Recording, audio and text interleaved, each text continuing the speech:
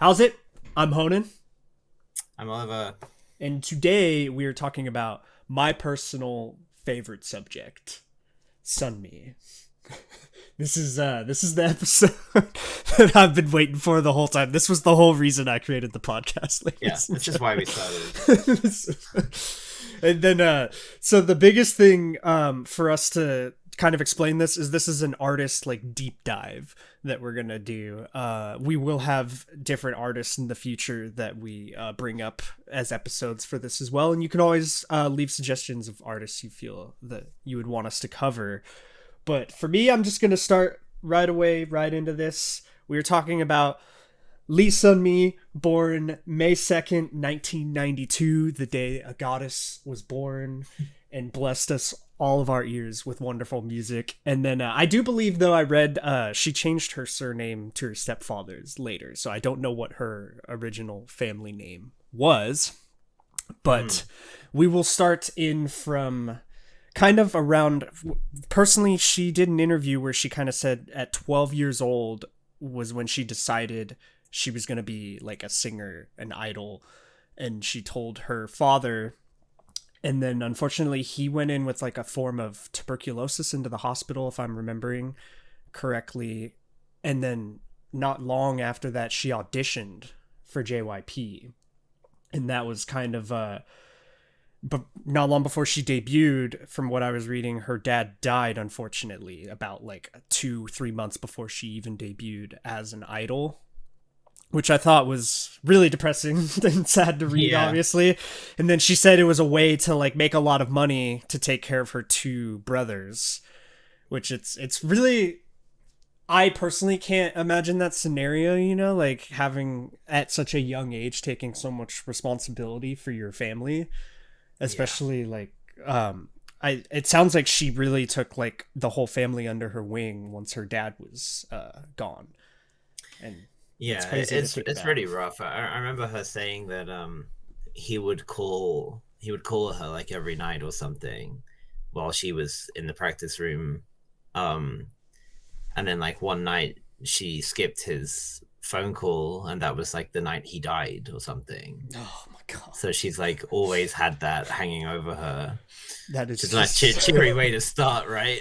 it's so sad, but I think there's certain like I don't want to misquote Sunmi here, but I feel like this is an important quote of hers that I'm gonna bring up, where she kind of said that she described her music in her own way, which is described as Sunmi pop. We could talk about that later, but the concept of it was kind of how the emotions of the songs, there's always like a slightly sad emotion, she said, that permeates in her music no matter how excitingly I sing the song, and it's energetic and happy but with a sense of sadness.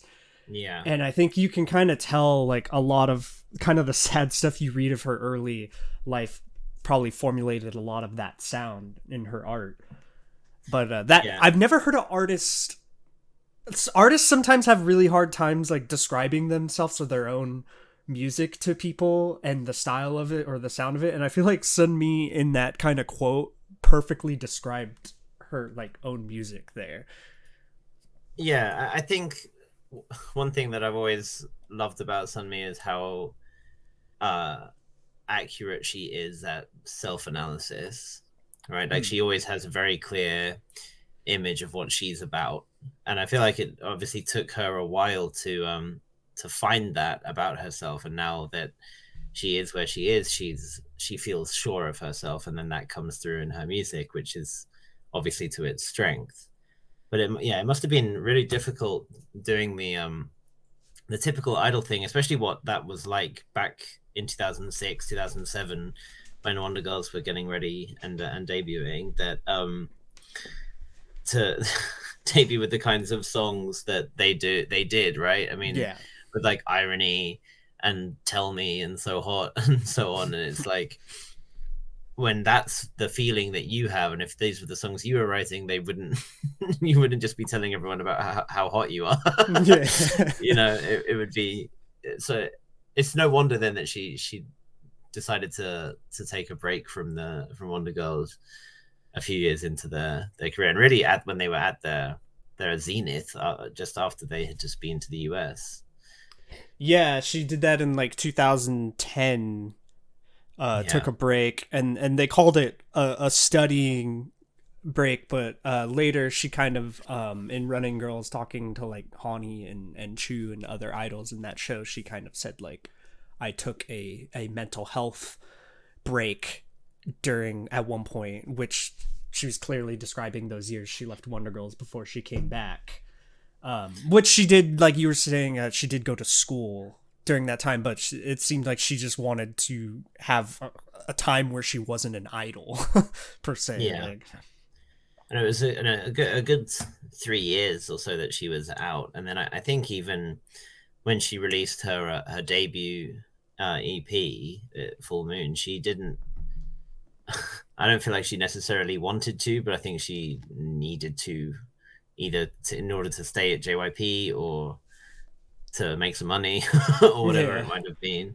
Um, because you can tell that those songs in particular don't resonate with her the same way, right? She doesn't have that the connection to them that she does with her the music that she released after she left JYP. well, I think a lot of has to do with like when you read about Sunmi, you can tell she's someone who puts like a lot of weight and responsibility on herself. Uh, so she probably, like you're saying, when she came back, probably felt the need to just, still support her family at that point. Probably, I imagine, still that long ago. Yeah, And it's unfortunate to imagine at such a young age she felt necessary to take all that weight on, but it worked out in the end. So, but when I think about, she also described in Running Girls to Chu, she kind of tried to tell Chu like, you need to find what you like and build up that confidence for yourself. Like, I'm kind of loosely describing what she was saying to Chu, basically trying to tell her, don't feel like you're like a dead weight and things like that. Like, she was kind of describing how sometimes she would feel somewhat like useless and things like that in Luna, and Sunmi was like, I feel very similar to you from the time I was in Wonder Girls. Like, we put a lot of that weight on myself at the time, and I thought it was really nice that she tried to tell Chu, just like, basically don't like, find what you like and then stop caring so much, was kind of like the gist of what she was describing to Chu. yeah, and I mean that's what makes Sunmi so great as well, right? It's that she does have that kind of that attitude of disregarding a lot of what people might say or think, and just doing Mm-hmm. what she feels is right. And like I say, it did take her a time to find that voice, but she's Yeah. definitely all the stronger for it. And yeah, and if you haven't seen Running Girls, then I would absolutely recommend that anyone watch that. It's only 4 episodes long, and it's mostly just Sunmi, Yua, Hani, and Chu eating food and Yeah. talking about real shit, and like really being able to talk, like not just the typical kinds of shallow conversations, but they really get through some stuff together. Mm-hmm.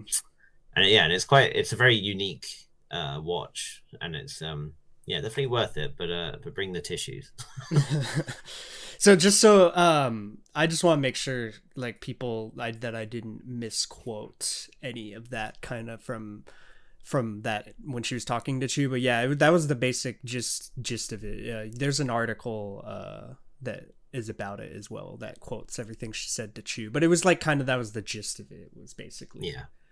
you know, it's interesting to me that Chu felt that way, when I think about that, because she's like the face of Luna and like, I feel like the most popular member, and I'm sure Sunmi at the time of Wonder Girls being dated, she had to be a really popular member at the time of them being around. Um, no, I wouldn't say that was the case for those early years. I think the focus was definitely not on her.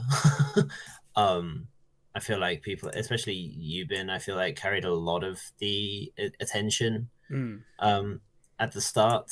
And then Yeon, who you probably know better as Hatfelt, um, also carried a lot of attention as well, and probably so he more so as well. Um, uh, I mean, I don't know exactly about in terms of like line distribution and stuff like that, but I never remember Sunmi being at the forefront of a lot of those early songs compared to when she came back when she had a Mm. lot more focus. Um, so, but I think that probably suited her at the time. I don't think she necessarily wanted to have that attention, but she wasn't there as the main vocal or the rapper or something like that, so she was naturally is not going to have the same attention. Well, I think she's because she debuted so young too. Is like she was a very young age when she when debuted in Wonder Girls. That could have had a lot to do with it as well. Yeah, I mean they were all pretty young, Yeah, but yeah, of course. But she was the youngest, correct, in Wonder Girls. after Hyuna left, yes. Okay, yeah. Oh, that's right. I always forget that you. Yeah, Hyuna's short-lived stint in Wonder Girls. Yeah, That's so interesting to imagine if Yuna had stayed in Wonder Girls, what it like the potential of that lineup, you know? it's like, it's yeah. kind I of mean, crazy. it's weird to me to think that there's a world in which Hyuna was singing,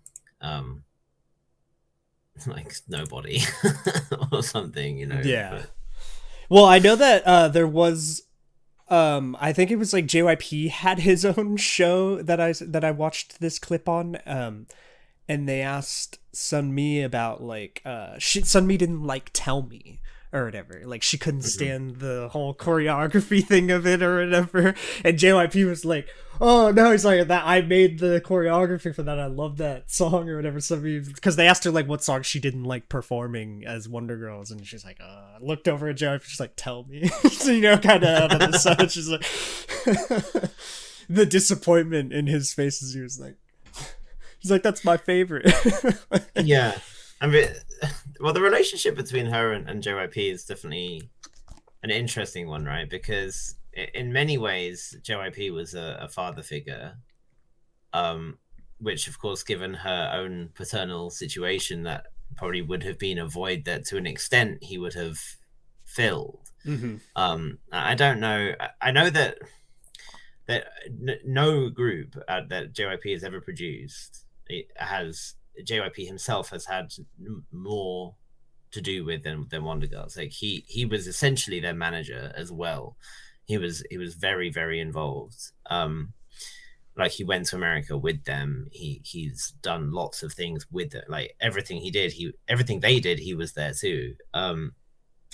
Which of course in some ways, and this is back when he was the CEO as well, right? So it's like in some ways this is overbearing and like controlling and whatever, but in other ways, and I feel like this is probably the way that the members of Wonder Girls look back on it now, that he was there to look after them and help them and nurture them and essentially be a surrogate father.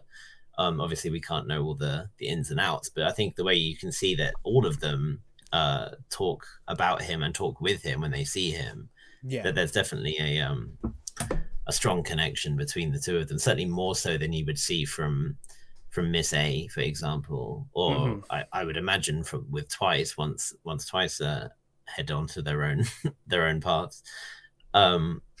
So yeah, I like that she's able to say that to him because I know that the Tell Me choreo was pretty controversial. A lot of people didn't like it. It has that whole But like it's a side lot of thing, pointing, yeah. yeah. It's very. I've seen the clip of like JYP dancing the choreography in Uh-huh. that room. Like I don't know if he's creating it in that clip or whatever, but it's so Yeah, there's him, like you 10 know, year like. old clips of JYP that just pop up on your YouTube recommended, and he's like shirtless or something. And you're like, why am I watching this? It's always some random choreography clip too, yeah.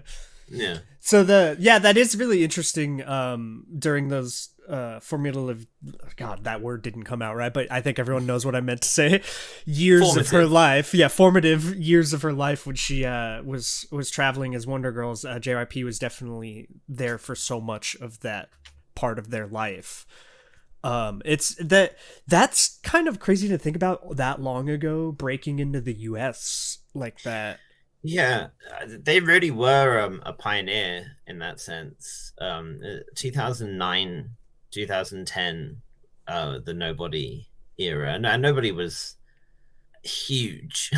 Yeah, Like nobody nobody was nobody but Choo. like, and again, I don't want to just be wrong, but I feel like it was one of the first like English versions. I mean, I think I mentioned it in the English versions topic. Yeah. That they like deliberately went to try and promote in the US with, and JYP himself has said that doing that almost bankrupted him, like because it didn't work, right? Like that was the issue with those early attempts of foraying into the US market. But like when Wonder Girls tried it, when Girls' Generation tried it in 2011, like it didn't work. Like they didn't hit. Yeah, and it got a couple thousand sales at most. And they were appearing on, I think it was the Wendy Williams show that Wonder Girls appeared on. They toured with the Jonas Brothers, who of course at that time were huge, massive.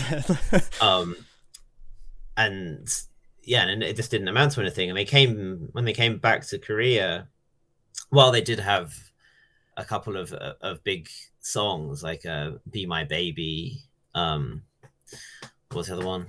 Like This, Like It, something like that. I can't remember. I believe so. Yeah. The funny thing I found about that era was Sunmi, it said, knows English well, and then from what I was reading, it seemed to be because of like the US based touring and things they had going on. That was why they were all kind of being versed in English, being made to learn English. Yeah, but she said that she struggled so much when she was in America, like not knowing the language and being so young and just still being very, struggling to find herself and going through literally like a state like your late teenage years in that kind of environment is like so difficult, right? It's difficult for anyone. And yeah, I know that now she's learned English pretty well, so that she said in her own words, so she can communicate with her fans better. But yeah, back then I don't think she did. I think that's just where the groundwork was laid. Yeah, probably that experience was like, okay, I'm gonna learn, the language or something just from like having like, imagine if you are thrusted at that age into a foreign country, you're doing interviews, performances, things like that, and it's like, I don't know anything that's happening right now. Like that would make you go home and be like, all right, I'm learning like the language. Yeah, because they didn't have like the token like Korean American or whatever who could speak English fluently. It wasn't like when Girls' Generation were there and Tiffany and Jessica just did all of the talking. It was like they all kind of had to pitch in. Yeah, I also should rectify that. I think BoA was the first K-pop idol to be pushed into the US, but again, that didn't work. Yeah, a lot of that, I wonder if it's just the case of like too soon, like too early on. 100% too soon. I do feel like that nobody really did stand a chance of blowing up in the US. I feel like maybe it was just at the wrong time. I'm trying to think of what popular music was like in 2010 in America. Yeah, the I don't remember myself what like the type of music from the time, but it could have been style. Yeah, like the style of the song at the time didn't mesh with everything that was out in the States. But it's like, you can never pin down why something doesn't succeed, right? I mean, it's not as clear cut as it was with The Boys anyway, where you can imagine a lot of people listening to The Boys and being like, what the hell is this? Like this weird the boy, that whole like in it. Yeah, but it's not like that. It's much more inoffensive, but yeah, it's an interesting one. And then of course, after pretty much right after that, Sunmi decides to take her break, and she goes on a 3-year hiatus. And I always thought it was good of the company that she was able to do that. I feel like some agencies would not have been cool with that. They'd have been like, excuse me, you're on contract kind of thing, right. Which would have been so terrible to do to anyone of any age, but especially at that age or whatever, to do that to her would have been awful. So I do have to give some props, like you're saying, to them just letting her go and take those years off. Yeah. And then I guess we should talk about Full Moon in some degree of detail, Yes. right? So Uh, that's the first thing she releases, right? She comes back in 2013 as a yeah. solo artist after that gap of time that she was gone, and that's kind of a big deal to just show up like, hey, I'm a solo artist now, like here's my single. And what a note to set it on, Yeah. right? Because so Full Moon, of course, as the song itself will tell you, was the first collaboration between Brave Sound and JYP, Mm-hmm. right? And Brave Sound, of course, Brave Bros, at the time was very much at the peak of his powers, right? He was, maybe even this was a little bit before his slew of mega hits. But he had already established that he was the sexy producer, right? He was making those like sexy K-pop songs that were, iconic Yeah. for a lot of reasons, right? Producing for AOA, Sister, and so on and so forth. So she comes back, of course, now as a wait, how old would she have been then? 21, 22. And it's a very, very sexy song, right? Extremely so, yes. With that like and she had leg like the split short choreo. pink hair thing going on at the time or whatever, right? In the performances. There was short hair involved. I'll Yeah, tell you so that much. the thumbs up. Let's bring it back. Right, but it's that, yeah. So that's such a departure from anything that she'd been seen doing before, back when she was a teenage young member of a group like Wonder Girls, whose songs were all pretty cute. And I wouldn't say cute, but like bright. Definitely not that level of like 24 hours, like that level of sexy was definitely not there in the that era Wonder Girls, like. Yeah. And it's interesting then that that's a concept of hers that she never really touched on again for some time. I would say that the next kind of really outright sexy song she did was Tail. Yeah. But like obviously she's sexy in her songs in general. Yeah. Right? So that her presence in all her music has that kind of sexy vibe naturally to it. Yeah. Just like cuz it's hard to, cuz Gashina has a bit of that like sexy it all vibe has spice. Yeah, it has spice to it, exactly. That's a good way to describe it. But that was one of the most, that was like a genuinely, like, because the choreo for that had to be changed. Like they couldn't broadcast the full on like leg open on the couch. No, of course. Yeah. So it's like, I do wonder how she felt, because I feel like this is the probably the only one of her solo songs in which she had like way less involvement in. Yeah, I didn't see anything where she talked about how she felt about that particular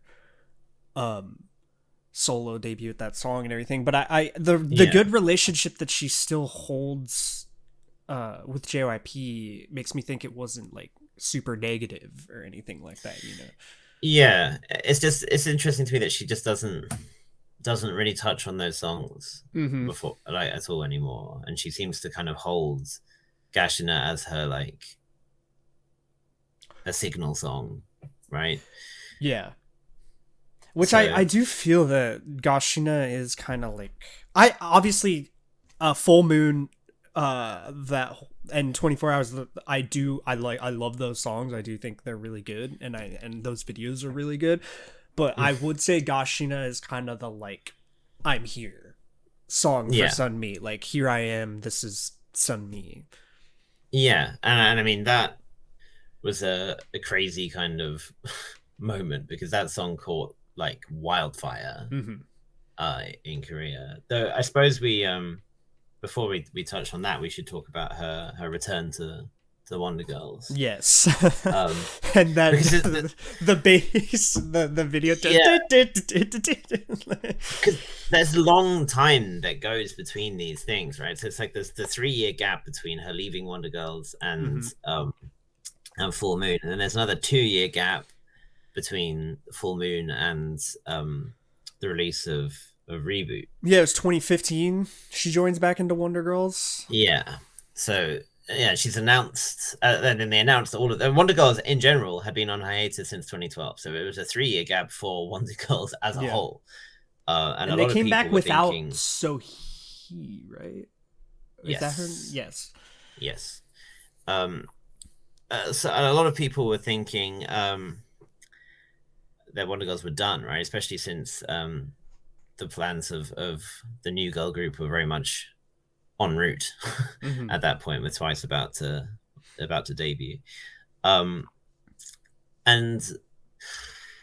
yeah, it's they announced all the members as the band, and Sunmi came in with the bass, and I that love iconic it. headless bass. And I wish I had been around properly to know what the full reception of that was at the time, especially in Korea. I would have been very curious to see what people thought, because maybe people were thinking that Full Moon was just going to be a one-off thing, you Yeah. know, like, and then that's it. But then she's going to come back in the group, and then people thinking, oh, Wonder Girls are here to stay. I guess like they're not. Yeah, going away. it's like, yeah, there's a lot of like, okay, yeah, this is all happening, and then it's just done, like right after, like... So they released the third full album, Reboot, which is a masterpiece, and in my opinion probably still the greatest K-pop album of all time, in which she was involved on writing and production for 2 of the songs, and then there's the repackage, Why So Lonely, which came out the following year with 3 more songs, which she was involved on 2 of them. And then that was that. Yeah, it's an interesting. I mean, in general, it's just a fascinating little career path for one of the K-pop's most iconic groups, right? But then it left Sunmi in that kind of awkward spot of where does she go from here? And the answer was to go Make Us Entertainment, and then I do believe they are now Abyss, is what they are now. Abyss Company. Yeah. But originally I believe it was called like Make Us Entertainment or something like that, and they became Abyss in the future.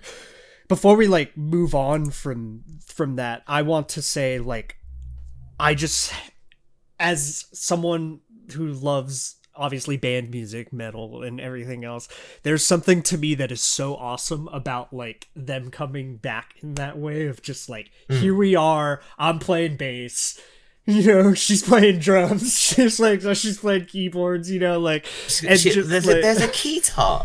Yeah, there's a guitar. Like, to me, I love, as a musician, I love so much of just the absurdity of how they came back, you know, just like, boom, band, you know, like Sunmi's up there playing bass, and like, Why So Lonely is awesome to me, and a lot of that, like, I love that a lot of the songs that we've checked out, it's called Reboot, right?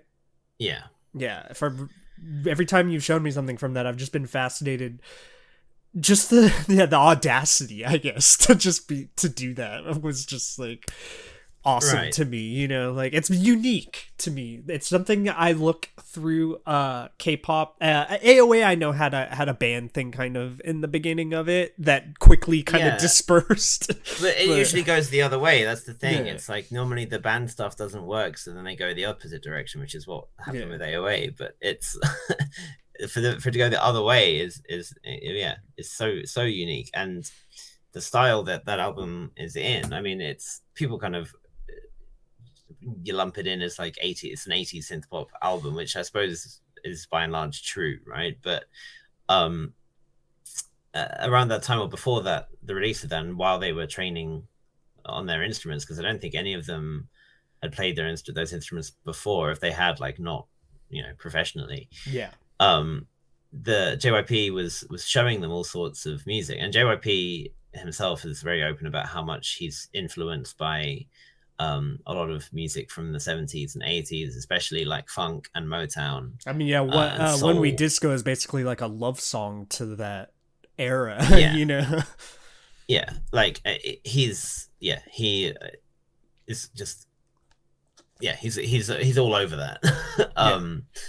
And he wanted his artists to have a broader musical horizon and understanding, which I think is a very admirable thing for a company boss to want to do, especially when it comes to when you're making your own music. Because of course it wasn't just Sunmi who was involved on Reboot; it was all of them, right? Mm-hmm. Especially Yubin and Yeon. And while Yeon has made a lot of different songs in her solo career since, Yubin's style has been very similar, very like 80s driven.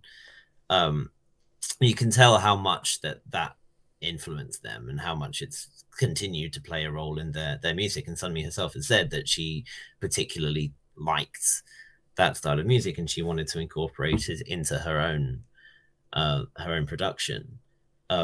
Which I then suppose is funny that the first single she released was not her own production, but rather that of Teddy, Mm-hmm. who is Mama's 2021 producer of the year.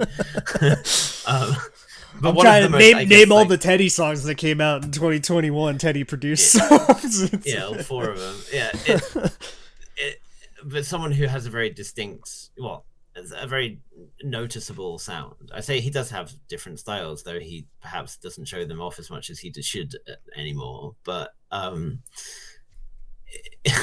Gashina, I think, is, I argue maybe that was probably for me maybe where Teddy peaked, perhaps. I do have to give him credit as a hit maker. Like, Oh, you know, he undoubtedly. touches something, it's a hit. Like, you know, it's like, Yeah, but it helps that he's attached to YG, yeah, of so course, it's yeah. kind of guaranteed to make hits regardless, right? But Mm-hmm. I think perhaps him producing for an artist outside of YG is what made that situation interesting, right? And then for Gashina to blow up like it did was another thing. So again, yeah, I guess now's the time to talk about Gashina. And because for me that was my real introduction to Sunmi as a solo artist. I hadn't listened to Full Moon. I don't think I was around really when, well, I was, but I didn't catch Full Moon when it came out. I wasn't that invested. I knew Wonder Girls, but I didn't know who was who at the time. And so this was all stuff that I went back on retroactively. But Gashina, I remember coming into, when I kind of went back into K-pop in a big way in 2017. Gashina was everywhere. Everyone was covering it, you know, like the iconic choreo, like, Yeah, you saw that was choreography. everywhere. Like every K-pop artist was doing their version of the Gashina choreography. Like it's crazy to see that influence of it just going across every artist doing the gun dance. You know. Like. Yeah, yeah. It just, I think that it might have actually been on twice, like twice on like Weekly Idol or something. Yeah. Where I remember watching Diane do it and just being like, oh yeah, she did like an over exaggerated like really, stretch like, of it. Yeah, yeah, I've seen that yeah, clip. yeah. Yeah. So that's like where I was. Yeah, that's where it's all. Well, I mean that's obviously that she's the company senior, right? And I know that if you watch 16, she appears on it, and she like and does a bit of sort of not mentoring really, but she's kind of there. Well, there are a couple idols mm. that seem like they are idols to other idols. Like there's like Sunmi and like Taeyeon. Sometimes you see Yeah. other idols meeting them, and it's like their moment of like, oh my god, like you're Yeah, you know. of course, because like Wonder Girls and Girls' Generation were groups that these idols grew up with. Mhm. You know, even though it's funny to think that that Sunmi might have been 14 when she debuted, there were people who were around that age who were in high school living normal teenage lives who were listening Yeah. to that music, right? But how do you view Gashina musically? And when I think of Sunmi's catalog now, it's not my favorite song of hers out of like her catalog, but I have to like it is a staple like song of hers. It's like okay, I'm not the biggest fan of Enter Sandman or whatever from like Metallica, but it is like very important to their career, Like, obviously. You know, if you like saw them live, you'd be disappointed if they didn't play it. yeah, of Kind of course, thing, it's a right? staple of their music. You know, like and it's definitely the choreography video aspect of Gashina is amazing.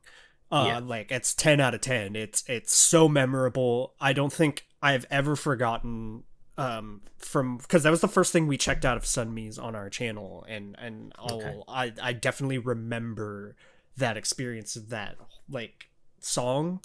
And then later in the video she doesn't do too much. The music video she No. doesn't do too much of that like choreography, but I remember after later when you see the whole dance of it, that's when that song really impacts you, and you see the whole da da da gashina Yeah. you know thing going on. Yeah. I was thinking about it. I mean, your channel was like middle of 2018.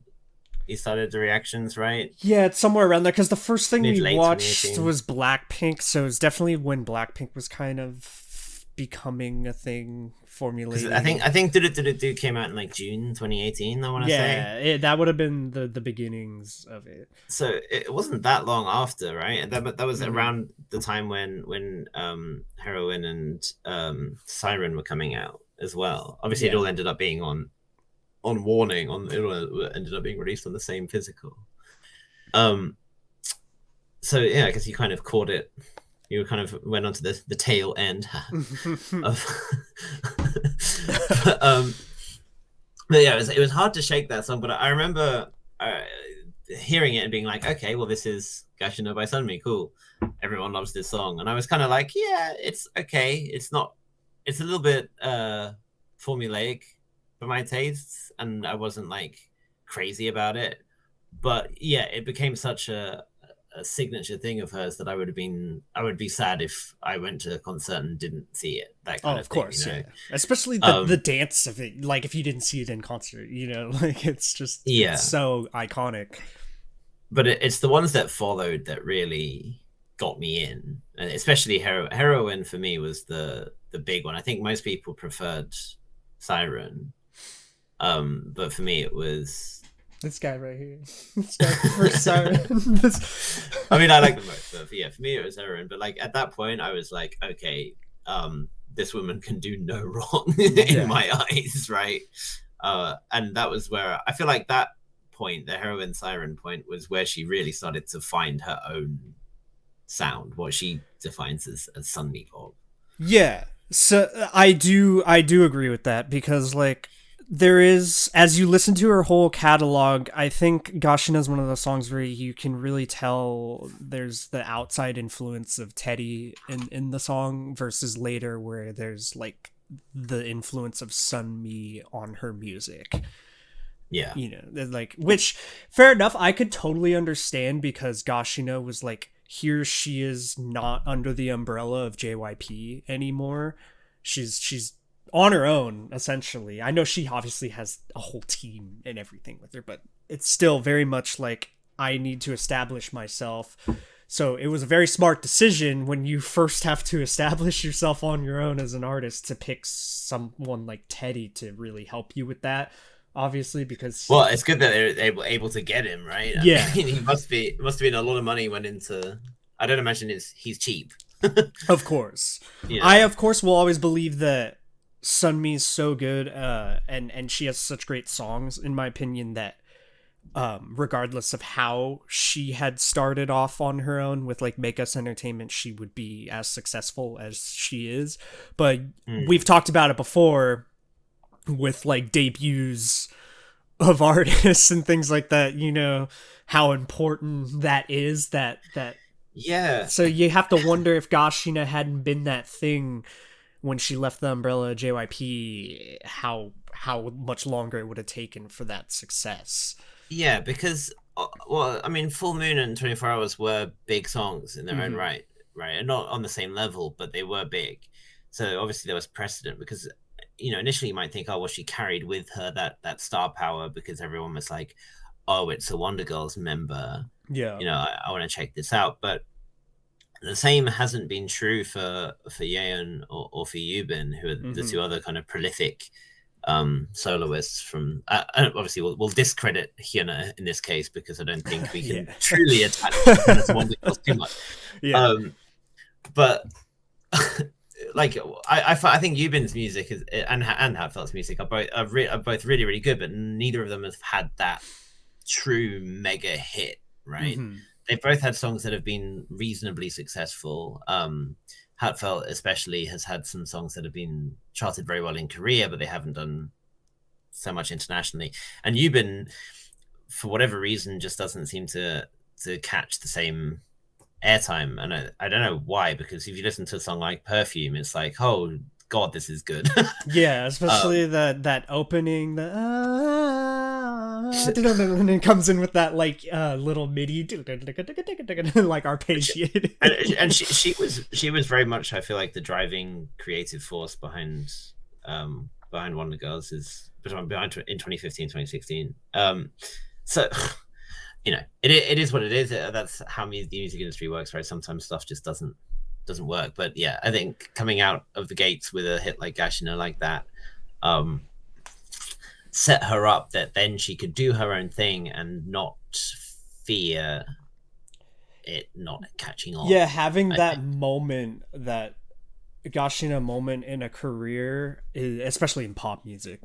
Maybe not so much in some genres, but in pop music, you definitely have to have that like song that has that momentum to carry you in the future kind of thing, which like we were saying, I don't know that Yubin and they just didn't have that Gashina moment happen Yeah. to them where it's like the choreography is just everywhere. It's so goddamn good that everyone is mimicking this song, and stuff. It was definitely, like we were both saying, I would not say it's my top 5 favorite song in my top 5 favorite songs of hers, but I have to acknowledge how important to her career it was. Yeah. Um and then this all leads up to the release of Warning, her first album, um, which has, not only does it have Gashner and Heroin and Siren on it, but it has other songs on there that you also have a you have a strong connection to. Dude, to open with like Addict, like I don't, there's just the way that starts, just like that is like some of my, that might be my favorite introduction to starting, like clicking just from beginning, press start and it goes boom boom dun, dun, dun, dun, just that whole, it's like a minute 50 seconds. It's not long, but it has a huge impact right from the beginning of it, that just hits you when it, and towards the end of this, for everyone listening, we will go over like some of these songs we'll bring up, we'll play through them and talk about them a little bit, but as of now we're just kind of going through Sunmi's whole artist career before we do that. Yeah. Yeah, so I mean, yeah, a crazy strong way to open, right? Yeah. Um, and she goes on tour as well. She does like a world tour, um, including a stop in London, which I had tickets to, and then didn't see. For That's insanely sad. I'm sorry. and I actually, there are a few things I've regretted more in recent history. Um, yeah, because it ended up being, I was double booked with a Korean class, and my dumbass was like, "No, my education is important. I need to go to this class. I've paid a lot for this class. I should go to this. Maybe I could catch the." I was like, maybe I could get over there Shame. quickly. And honestly, my friend who also had tickets, she talked me into staying at the class. I regret. Damn you, Becky. Becky, damn you. Yeah, that sucks so bad. I was really disappointed when I had found out she had performed in LA, and like I just didn't know And Right. then I was like, "Are you fucking serious?" You know, I was like, "Really? She's in Los Angeles, Yeah. performed not far away. It was a small venue. I would have paid any amount to sit up front at that performance." But I got to admit, at the time when that performance had happened, I hadn't quite yet become the like massive Sunmi fan that I am now. The Mia. Yeah, That's so it. now I want to like obviously time travel back and punch myself in the face, but at the time that Right. me was not the Sunmi fan that I became. So at the time Yeah. I would have been more of like a Blackpink fan. This was very noob. Yeah. This was early on. Like Blackpink is my K-pop universe. I mean, well, you kind did of, go like, to see Blackpink. yes, I did, and Red and it Velvet. was a great show. But I would trade that experience for the Sunmi. I mean, I went to see Blackpink that year too. I guess we saw them as part of the same tour. Of course, the other thing was our naive asses back in 2019 were like, "Oh, they'll come around again." Yeah, Right. There will be no far-reaching global incidents that will happen of course, in 2020 yeah. that will impact any of this. So, and I was thinking, I was taking those classes, being like, I'm going to be like fully living in Korea for the foreseeable future this year, right? And Yeah. then no, took 2 years. The world gave everyone a big old nope, just like Yeah. dangling it right in front of you and took it away. The world is a Sunmi anti. I think is probably the best way. It's just keeping me away from seeing Sunmi this whole time. Yeah, I will say, if I do see, I have to see Sunmi live, but I will say now I want to see her live in Korea.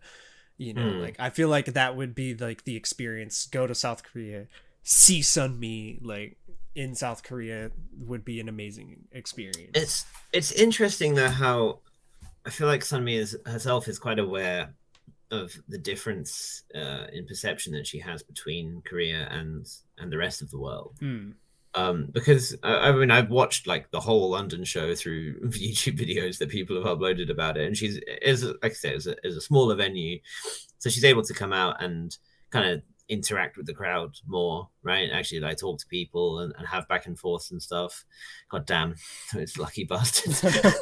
But I feel like she was much more comfortable in that period, where rather than what it would be like on stage in Korea, where you know if she says something a bit strange, then there's an article about it right away. Yeah. You know, and in general, I feel like Sumi has a large cadre of mainly female, extremely dedicated fans who love her and respect her for what she is, and they treat her as like a feminist icon in many ways, which she absolutely is. Mm-hmm. Right? She's a huge role model for female empowerment. But obviously that makes her quite controversial here as well. Yeah.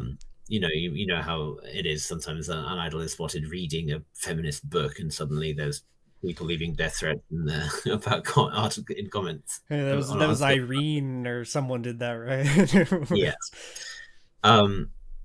So I feel like when she feels like she can maybe be herself a bit more, and she went through this period when she was using social media a lot, certainly a lot more than she is now. She would go live quite a lot and just to talk to people, usually in English or a lot in English, because I feel like she does enjoy that side of herself more. And then that time, but it was just before that tour, right, was when she released Noir, which is a song about social media, and instantly became my favorite song of hers. The video, she's a master to me of incorporating perfectly in a video the vibe of her music.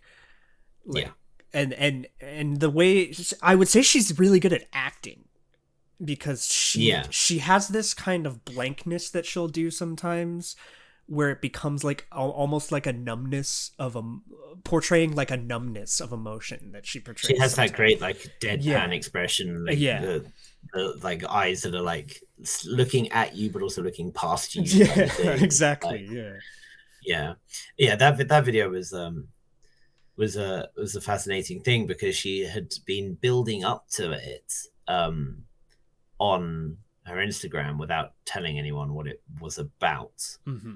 So there were lots of those like weird selfies and stuff that ended up being in the music video, where people were like, "Girl, what the hell is going on? Yeah, Like, are you people, okay?" are you okay? Yeah, yeah. You know, and then it was all ended up being a statement condemning the various ways in which people are starved for attention and the impact that has on them and stuff like that.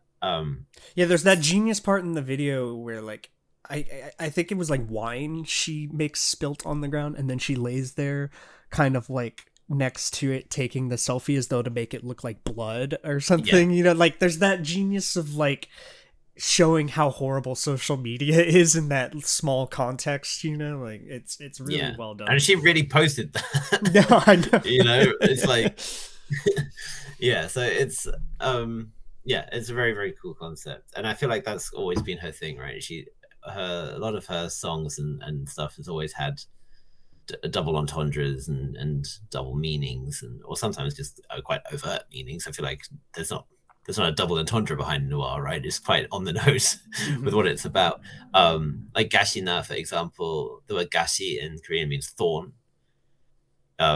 You may know the iconic song by Min Kyung Hoon from Knowing Pros. Yeah, they always bring it up Beautiful. every time there's Yeah, another artist at Knowing Brothers. They're always like, they like name a song, name a song, and everyone just always goes like Thorn or the other one's called Coward or something, coward. right? Yeah, Yeah, they yeah. only know like the two every So, time. but yeah, so gashi and gashina. So it means that she's thorny. Hmm. She's prickly, right? And then the same kind of thing comes in with siren, right? It's like the idea of it being literally the siren that's warning, which is the name of the album, but also the one luring men to their deaths with their song, Yeah.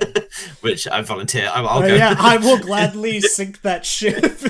I will untie myself from that mask and run away. I'm not plugging my ears.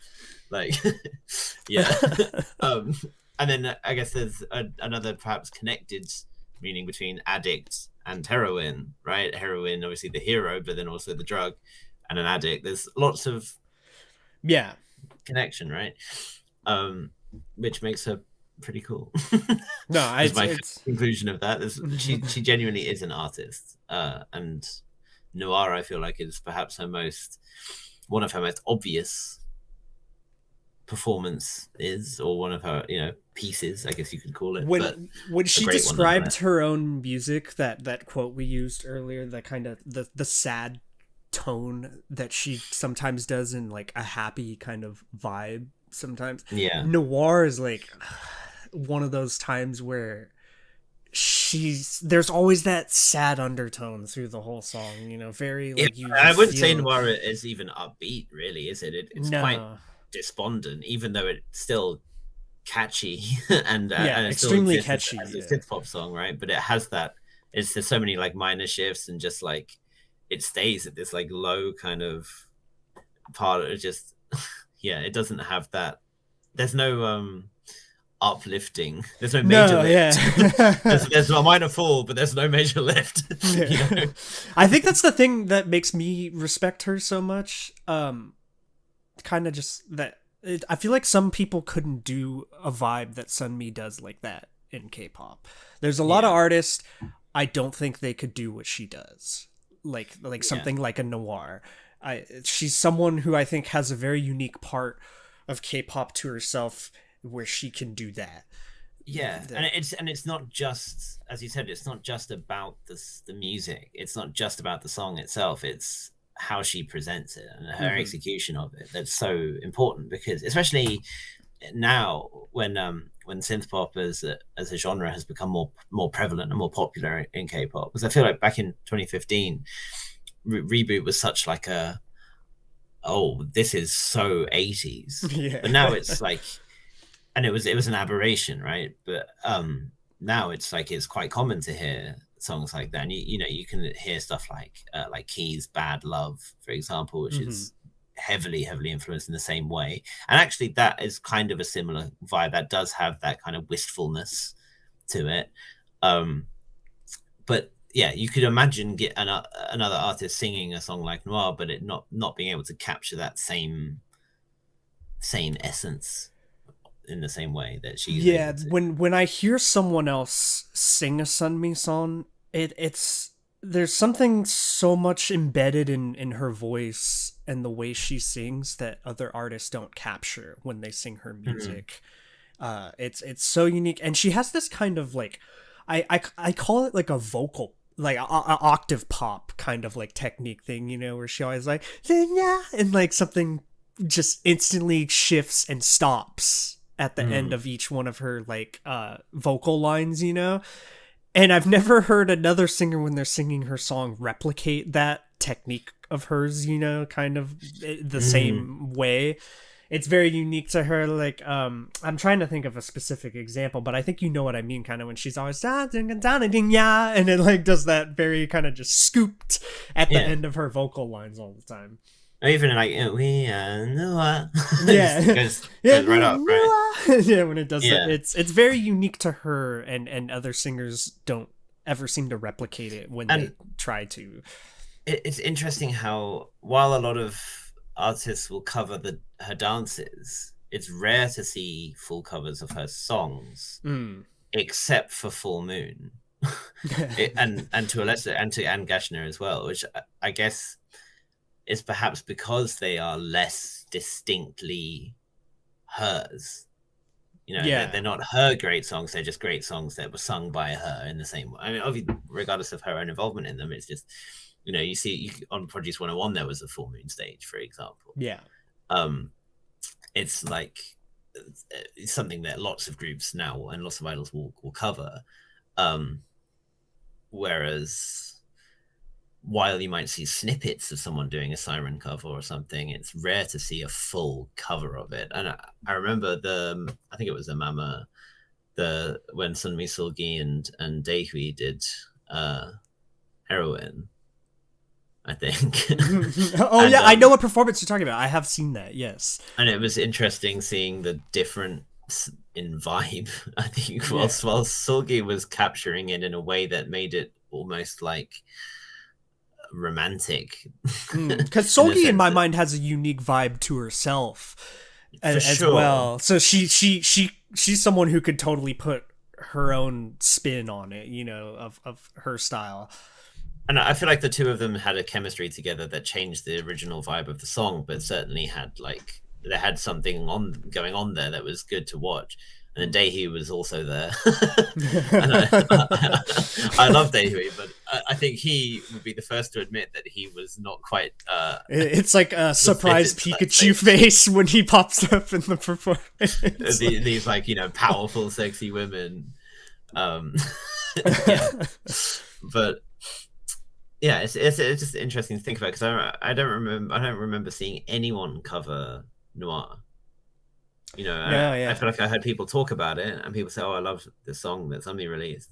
Maybe they sing a little bit of it on a live or something, I but think it's a one of full those things that stage, has no. so much of her in it Yeah, and her vibe. I just don't know how you could. You'd have to do, if an artist did that as a cover, it would have to be a complete shift of them doing it their way. You know, they couldn't be trying to replicate what Sunmi did in my mind. yeah, and then which I then suppose is why the next song did have more of that vibe because perhaps it was a little less connected to her, which was Lalale.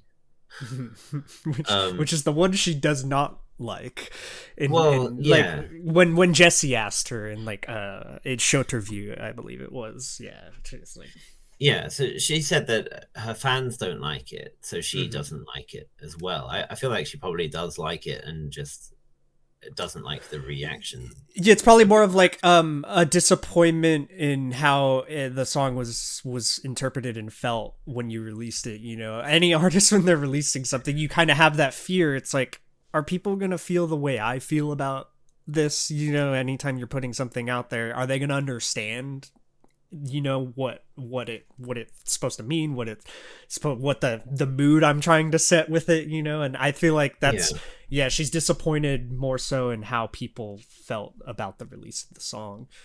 Yeah, and that song itself is an interesting one because I remember it had been a while. I mean, she usually has quite a lengthy break between releases. She's not normally the type to churn out multiple full releases each year. Mm-hmm. She might have two singles or whatever, and then one like release. I mean, she this year was the first time she released an album, like a physical album, since Warning, right? So it'd been 3 years. Even though she'd had songs coming out, she didn't release them as physicals. And La La La, I think, was that point where she had shown that she had kind of gotten over some of her previous humps, I guess, because I know she had issues with her weight. She said that like the time during, especially like around Heroine's release, that she was like 45 pounds or something ridiculous. I can't even imagine. That's just insane. 45 kilograms. Yeah, 45 kilograms. I was gonna say, yeah. 45 pounds would 45 no, pounds, I don't know. Kilograms. You Americans and your measurements. Yeah, 45 kilos. But even so, that's still like crazy in the way. And she's not. I mean, she's a capable idol. She's not 6'5", but she's 5'5". Not, yeah. Don't ask me how I know that off the top of my head. Yeah, so it's. Yeah, so she was underweight and she was definitely struggling with stuff that had gotten over, and then La La La was kind of her confidence anthem about that. I really enjoyed that song personally. I bet you do. Look, it's not always about the video. I know that video is amazing. That's the one where she has the blonde twin tails, right? Yeah. La La La. Okay, but the song itself, when it comes on, I really enjoy that, like the way that intro starts. And there's always something, Sunmi, not everyone can use their voice as an instrument, and let me explain what I mean by that.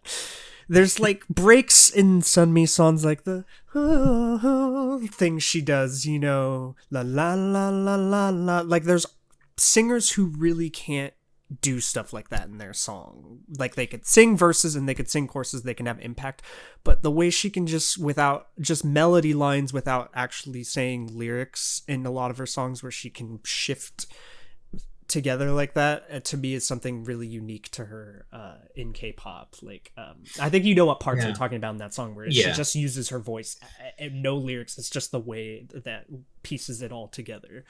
Yeah, and I feel like it's something that it's so much more necessary to do as a solo singer, right? Mm-hmm. Because otherwise the songs can feel quite sparse, right? Mm-hmm. Or lacking cohesion. Yeah. And yeah, she is always able to figure out what she needs to do to tie stuff together. I feel like someone else who's really good at doing that is IU. Though IU doesn't quite do the same style, but she knows how to use her voice in different ways to connect the parts of her songs, right? So for me, I was kind of disappointed by it, mostly just because I was so in love with Noir, and like my love of Noir made me want to go back and appreciate the older songs more as well. And I wanted more of that in a very basic way. And I think because there'd been so many great like synth pop type songs that were kind of starting to emerge. Like my song of 2019 was torn between Noir and by A-Pink, which is another like great like synth pop new wave type song. Which is a song early in our channel that me and Gordon didn't like, and now I love that style. So it's interesting how your musical tastes can just completely change over time. Got him. God, yeah, totally shifted me to that side. So yeah, I was a little bit disappointed by it, but I do think it's fun, and seeing all the hip movements is certainly, and the hair pulling choreo and stuff. It's like it has that. It's more of a Gashina type style, right? It's a very instrumental driven chorus with an iconic or a very notable kind of dance move that could have caught on but didn't catch on in the same way. I feel like perhaps in Korea it was more popular than it was internationally, because I feel like international fans' general reception to it was like, okay, like the Queen's popping off with her confidence and stuff, but I'm not a huge fan of the song. Once the hype had settled down, people kind of like, I mean, I'm going to rank it on the lower end of my spectrum of Sunmi rankings, but Mm. yeah, that kind of thing. The thing with Sunmi that I always really enjoy, though, like you're saying, with the dancing and the video, there's always something. Even if the song isn't my favorite release of hers, there's always something I can really enjoy from it. You know, like the videos are always so good to me that any like music video Sunmi releases always really has something I enjoy about it, or the choreography is always very much distinct to her style. You know, I feel like when I watch Sunmi doing choreography, when I watch Sunmi dancing, it's so much her style. You know, like it's not something where I'm thinking like, oh, did someone like could another artist kind of mimicked this or something? You know, like it's very much her. Yeah, because she isn't the most technically proficient dancer in the industry, right? She's not. I don't think anyone would claim that Sunmi is like one of the best dancers to have graced K-pop stages, right? I mean, obviously that's a high bar. Yeah. But what she is a very distinctive dancer, right? And the way that, again, in the same way that the way you said she acts in her music videos is you are also acting on stage, right? And she's always able to properly capture the emotions and the mood and convey that, and her expressions and the way that she presents herself, the way that she moves her body around is always suits the song perfectly, and she was able to do that for sure, and she always has been. So yeah, I get that, and I'm not one who really ever goes back to music videos much normally. I think my usual process for them is I'll watch them once, and then the only other time I'll see it will be if I'm watching a reaction video to it, or if I'm introducing a friend to an artist and we're going through the whole Maybe like a live performance of it or something, you know. Yeah, I'll watch live stages and stuff like that, and other than that I'm just listening to the song.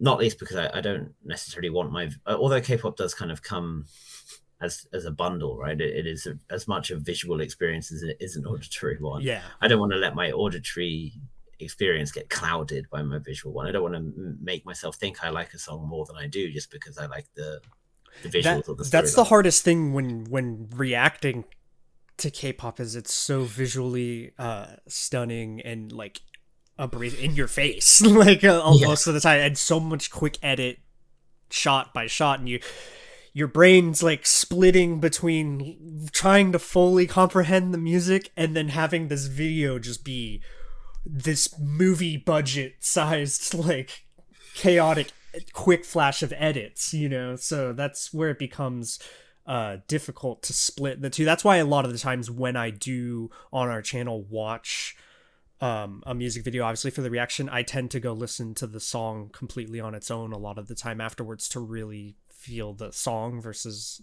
the experience of watching it with the video, because a video can really sometimes if there's a weakness in a song, a video can sometimes kind of get rid of that when you're in the moment watching. Like if there's this chaotic choreography thing, this guy did a backflip or something, you know, it's like you might, when you're just listening and you don't visually see all of that, sometimes you go, oh, okay, I didn't notice that too much when I was watching the music video. And it's even hard to, especially when something is that eye-catching or grabbing, it's hard to even detach from that when you're listening to the song on its own anyway. Yeah. Like you can just see it in your mind, right? And it does sometimes distract. Not detract, but distract. Yeah. I think perhaps another thing to say about La La Land is that it's perhaps the wrong type of song for the time that it came out, because it's a song that's like a confidence anthem that makes you want to throw ass in a club at a time in which you couldn't do that. For sure. and I think it was it's not the kind of song that I would listen to at home and be like, you know, and feel it in the same way compared to if I heard it at a party or in the club or even just when outside enjoying freedom. You know, things that at that time in 2020 you couldn't do. So I think that's a factor. and I think that's perhaps why then her follow up to that hit so well. Hit for me anyway. At least it pushed all of the right buttons in Parapipam or Purple Night.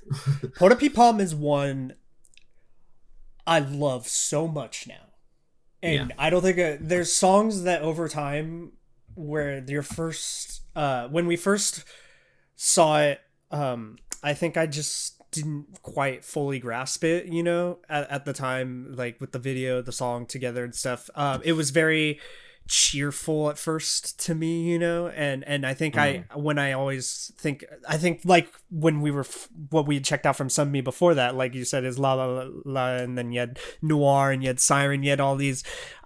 Sunmi had this like thing going, where it's like in that distinct style, and Porta Palm like shifted that for me dramatically, kind of in a way. It does have that big major hit as soon as the chorus starts, right? Mm-hmm. It's like it hit bang, like you're there. Yeah, when it does that.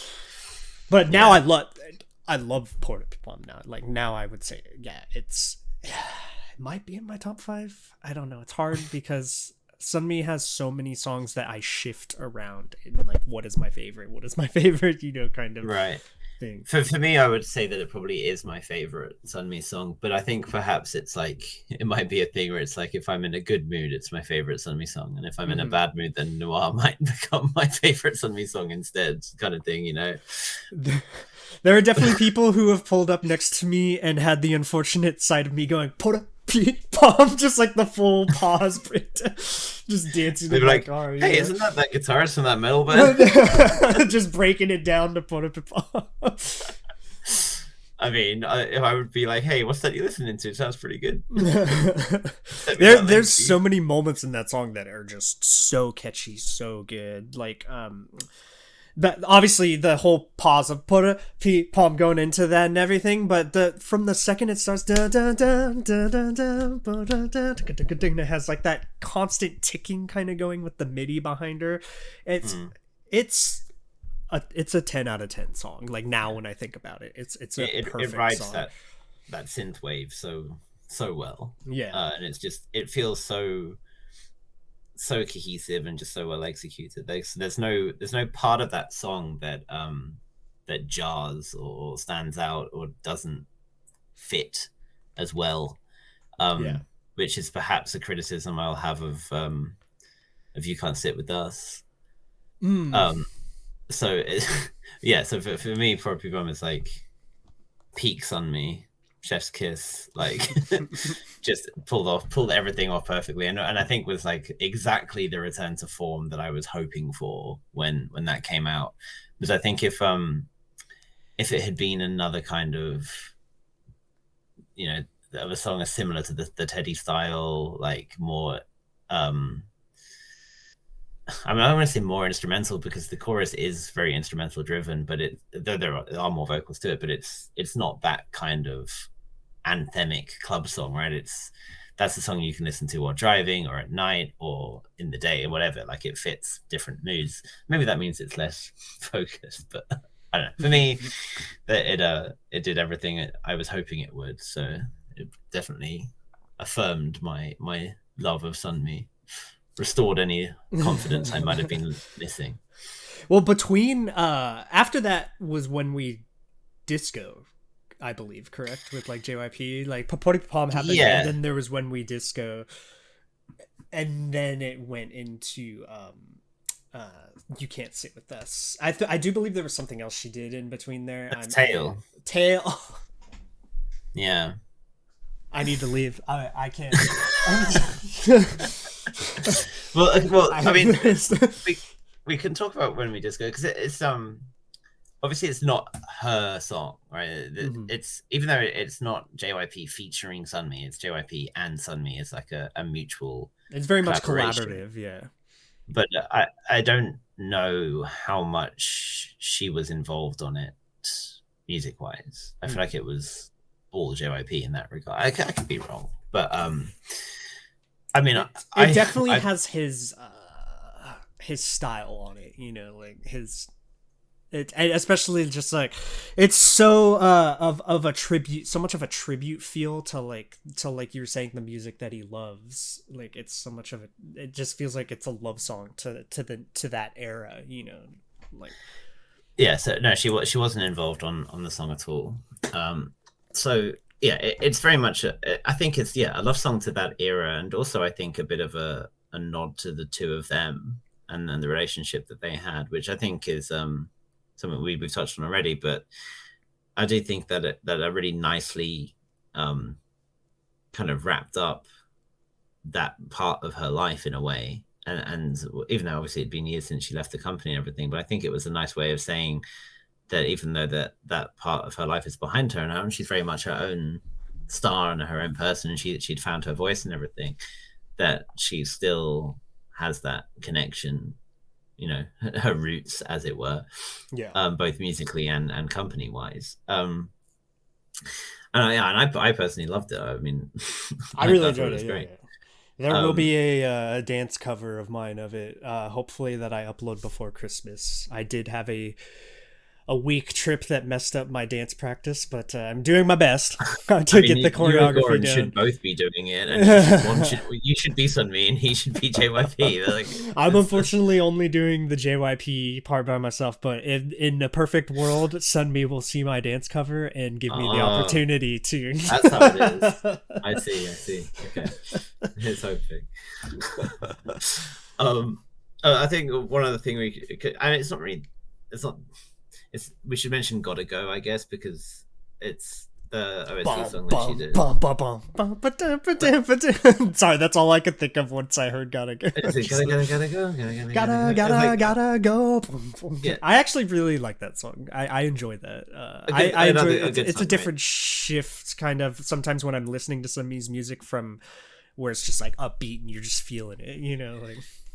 It's rare to see her pop up on things that aren't hers in the same way, right? And I think it's interesting, and I think that we just had that the song she did with Street Woman Fighter as well.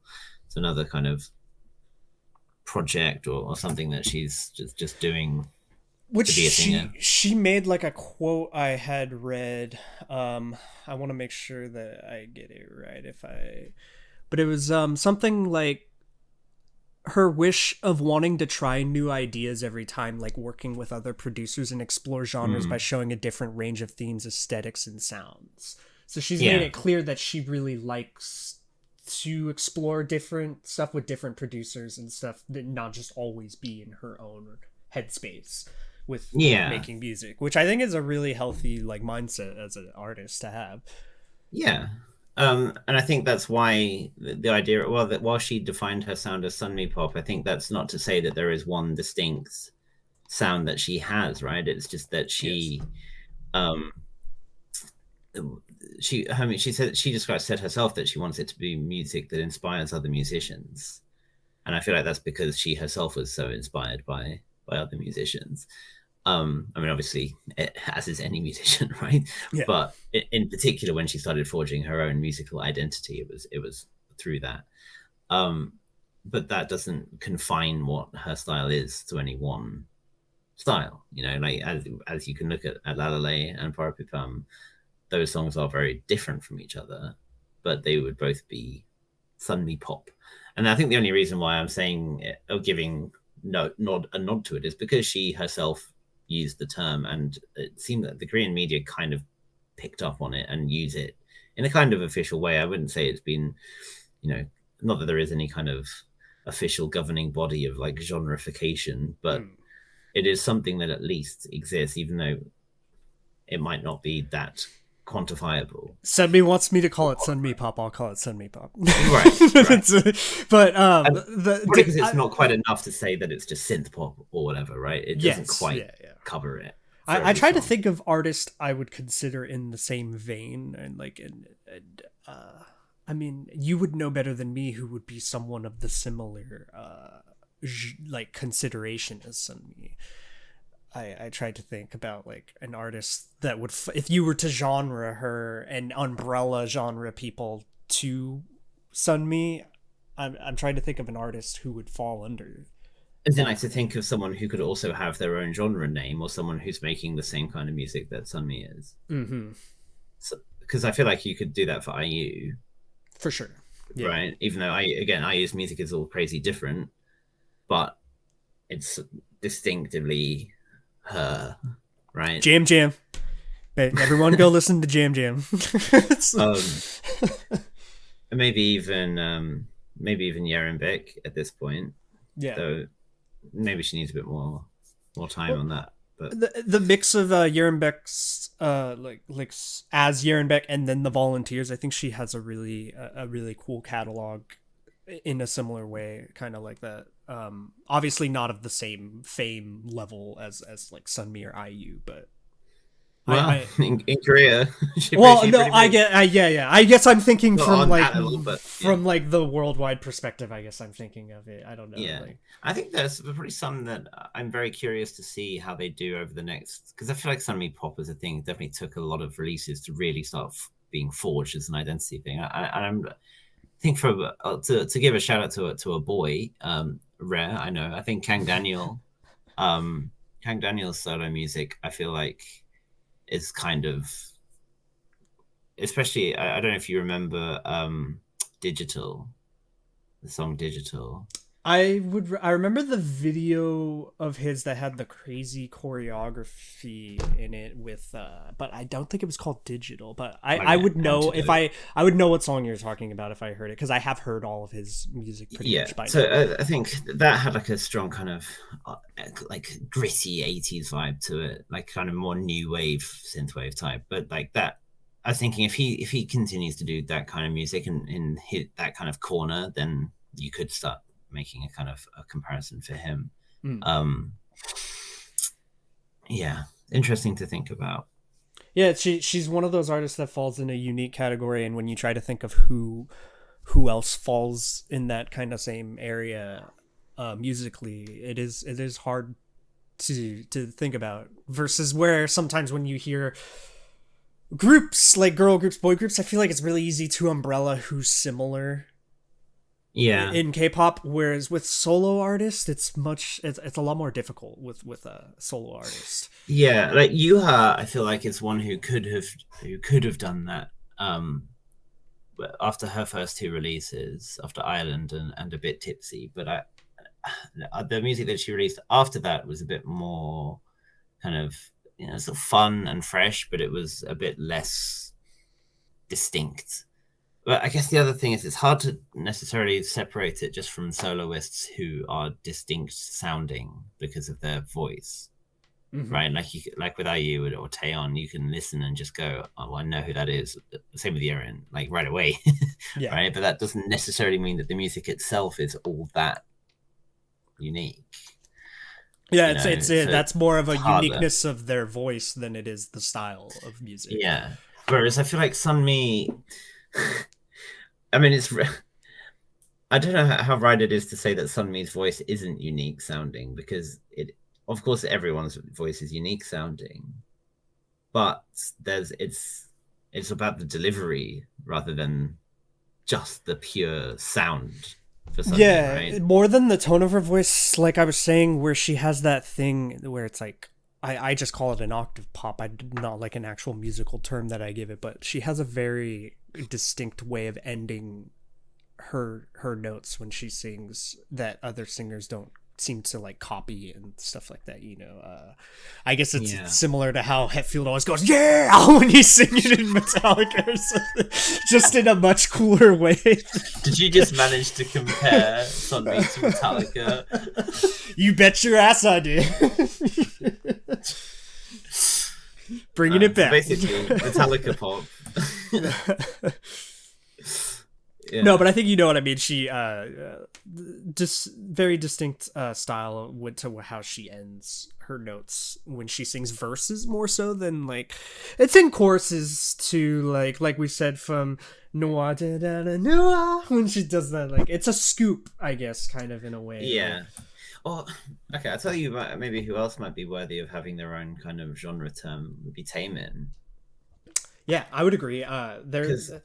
It's hard to think of other soloists who are really hitting the same style of song so consistently that Taman has had for the last couple of years. Again, Taman didn't necessarily start out with songs that were that distinct, I but move he and found it. advice Move, are Want, Advice, constants on. Criminal. Yeah, Yeah. I he's mean, yeah. another one with the choreography too, like the Oh, yeah. move choreography, like the ways, like I don't know, it's very unique to him, like that Yeah. style.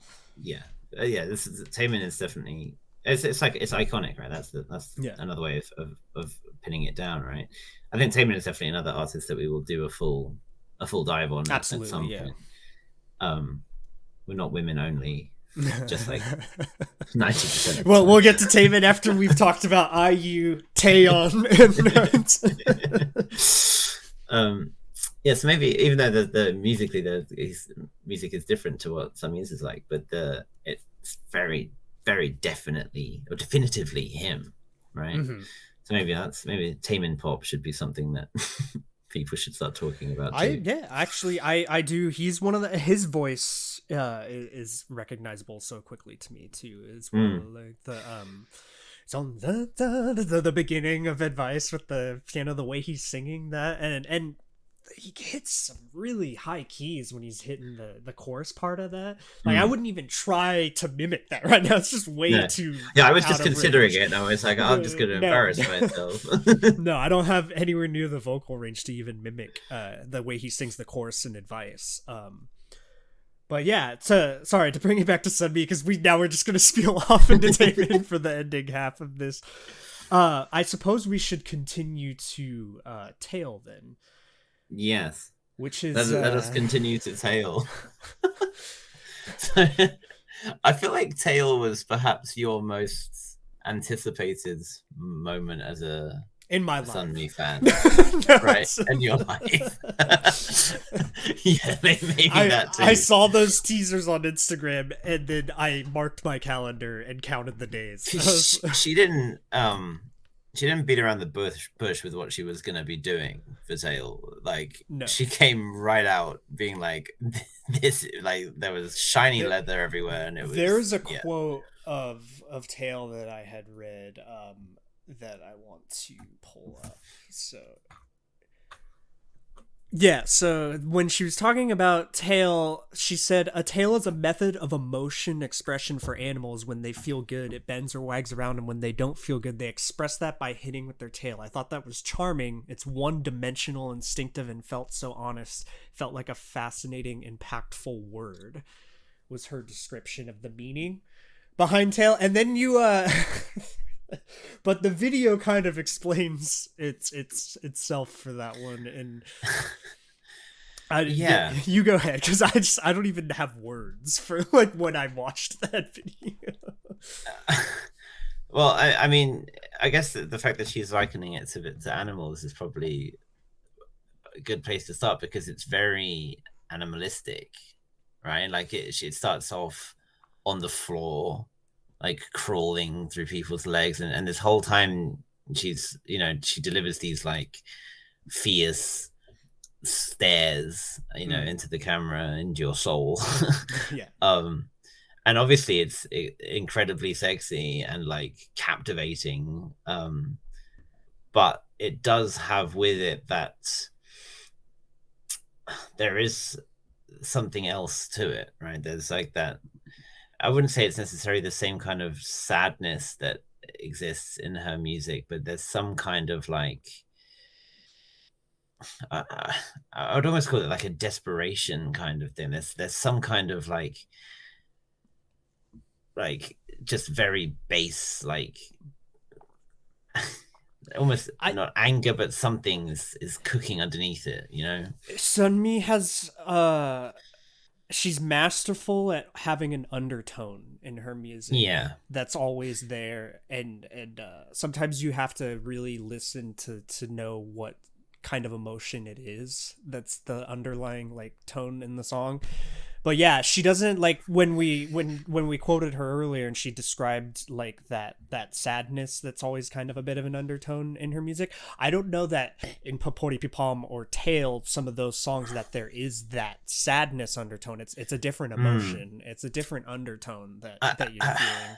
yeah, I feel like for Pro Pam, it's more like a kind of nostalgia, Mm. like a wistfulness. You know, there's Mm-hmm. like something missing. You know, Yeah. and whereas for Tail, it feels like there's an emptiness there that she's trying to fill. In a, Yeah. No, I know what you um, mean. Like the tail does have something like that. It's not an emotion I can easily put a yeah, word it to. almost sounds like or feels like because of the animal nature of it, it feels like she wants to like let out some kind of animal roar or something, but she doesn't. She exercises restraints, Restrained, yeah. right? There was a quote that I don't have saved over here, so I may be misquoting, where she said something about like there's emotions that she sometimes like doesn't explore because of her celebrity status, kind Right. of thing. Her idol status kind of restricts how far she can go sometimes Yeah, with representing herself, you know, in her music. and I feel like the song could be like a representation of that frustration, Yeah, right? definitely Like that could be that how like kind of tone how that you feel there. how naturally the how naturally how the idol industry suppresses sexuality as a whole and doesn't want its idols to be too explicit or too overt in embracing their sexuality, um, which is something that Sunmi has, I feel, wants to explore more. I remember Mm-hmm. the controversy when she said she talked about the many sides to her, and she said that one of the sides to her was LGBT, Mm-hmm. and then there was a big furore about that, and she had to qualify saying that it just meant that she supports it or something like that. And I'm not about to start projecting onto what I think some sexuality is, but I feel like it's certainly something that I feel like she wants, or she wants to be able to engage with in her art. Yeah. And Tail is perhaps the limit of where she can go with that safely within Korea, though she did still get criticism for it. Um, from international fans too, I should point out. But and then there's that frustration might be connected to that, because we've never really known anything about Sunmi's like personal romantic life or anything like that. I don't think she's been in any major dating scandals or anything, unless I'm Not that I could, completely not when I was overlooking something. reading. Yeah. Um, so in a way, she's stayed fairly clean in that regard. And then perhaps that now that she's almost 30, right, she must be really frustrated to not be able to to do that kind of thing in public. With certain like Taeyeon and like Sunmi, and then they're at that like age where you're kind of like, what fans think that, do they think they're just like not ever seeing anybody or date, like do they think they just like they go, they perform, and then they lock themselves in their bedroom or something, like is that Well, the for Taeyeon, idea? that might be true. Right. Yeah, She maybe. is a homebody, but yes, no, I know it's, and I don't necessarily think that there would be an outcry from the vast majority of fans. I don't think the fans are necessarily the people that they're that concerned about anymore. I Yeah, I think guess it's it's the concerning for them media because and they're more stuff. worried about how it affects their career. Yeah, and ultimately, if they're making money from brand deals and stuff, that they might risk losing or not getting commercials and whatnot. Imagine losing a brand deal I mean, they wouldn't because lose any. I no, wouldn't. They no, I wouldn't know, lose an but could existing you one, imagine but like a scenario like that, like where something, imagine your career being severely affected by the idea of dating someone. yeah, Like it's kind of crazy. It's wild to think uh, about. yeah. To Uh, me, I mean, Sunmi's always struck me as the person who will come out and say that she's getting married a week before she gets married, and that will be like that. so, like what was it, Bobby from like Icon or Yeah, whatever? It's like, I'm married. yeah. It's like- And I do. I am interested to see the first major female celebrity in this. I say this generation in our realm, a K-pop realm, who comes out and does that, and how it will be different to Bobby or Chen. Um, as a complete aside, congratulations to Taeyang welcoming his first child, Daddy Taeyang. Good job. Yeah, but yeah. So I don't know, but Did he have his shirt off at the wedding? I always thought it's funny that he must have rented a tux because then they didn't have any shirtless option. Yeah, but yeah, it's an interesting one, and I feel like it's probably not a concept that she's going to explore again, at least not for a long time. I don't know that she could go to that limit again. I don't know. Like, I mean, Tail was just wild. You know, Tail was like, yeah.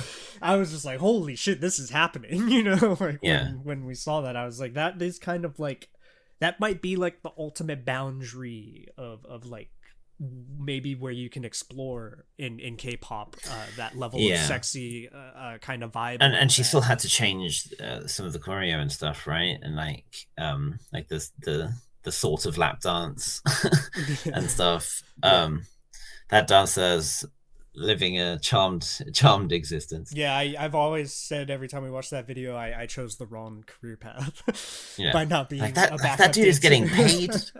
He's getting paid for her to step on him. That's unbelievable.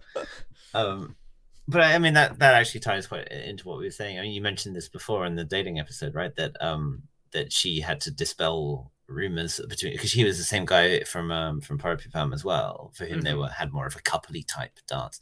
I mean, I guess that's a couples dance of another sort, but and she had to come out and just be like, you know, guys, we're professionals just doing our thing, like, don't be ridiculous. Which sucks, but the people like started it's shipping, right? They started shipping her and the backup dancer who he's in a lot of her because he's part of like that dance team that she uses a lot for videos and live performances. And I mean, I get it that you see two really attractive people interacting a lot in a video, but it's like that's you can't just be like they're dating out of nowhere. But especially when dancing, that type of dancing is expressly romantic or sexual or suggestive, I should say. The chemistry is so key, right? Because you can watch, you could imagine, you know, if you looked at Hyuna and Hyunsung doing Troublemaker, you could see the chemistry that was there. Right, you didn't need to know that they were banging, but everyone knew they were banging. You know, like you could tell just because of the way that chemistry was like on stage, right? Whereas if you and me did it, I feel like we wouldn't quite be able to capture the same vibe of the song. I'm not sure our acting's good enough to pull. But so I get it, but it sucks. But I mean, that's part of why Sunmi is such an appealing artist, right? Is that you're never sure what she's gonna come out with next, and you just made everyone like is gonna demand us to do like a Troublemaker collaborative performance. 100,000 likes, and we'll do it. Yeah. So when she came out with "You Can't Sit With Us" with a full album. And I think a lot of the tracks on this, apart from Borderline, which you'll talk about as a separate entity, because I should have had this prepared. I actually think I can grab that. It should be here. Hold on.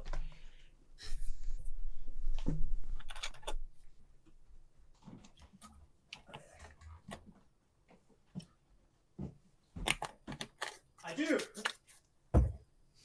There we go. Look at that.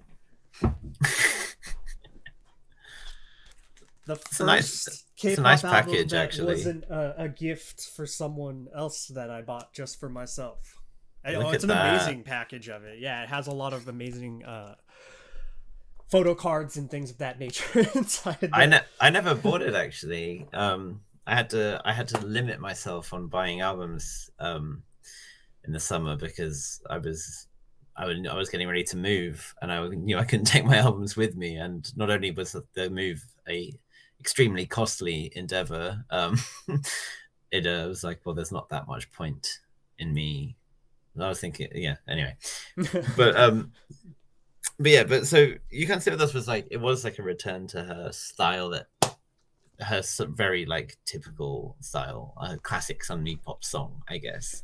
And I did love it like right away as soon as that 80s, that classic Yeah, like the down drum down. fill comes Yeah, in, yeah. and then the lead synth is in. You're just like, okay, I know exactly where I am. It's like coming home if you Yeah. feel very comforted. That's her like when that release came out, I loved it the same because it just was giving. It's like, okay, here I want, Sunmi, and she gave you what is for the standard, like Sunmi in Right. that song.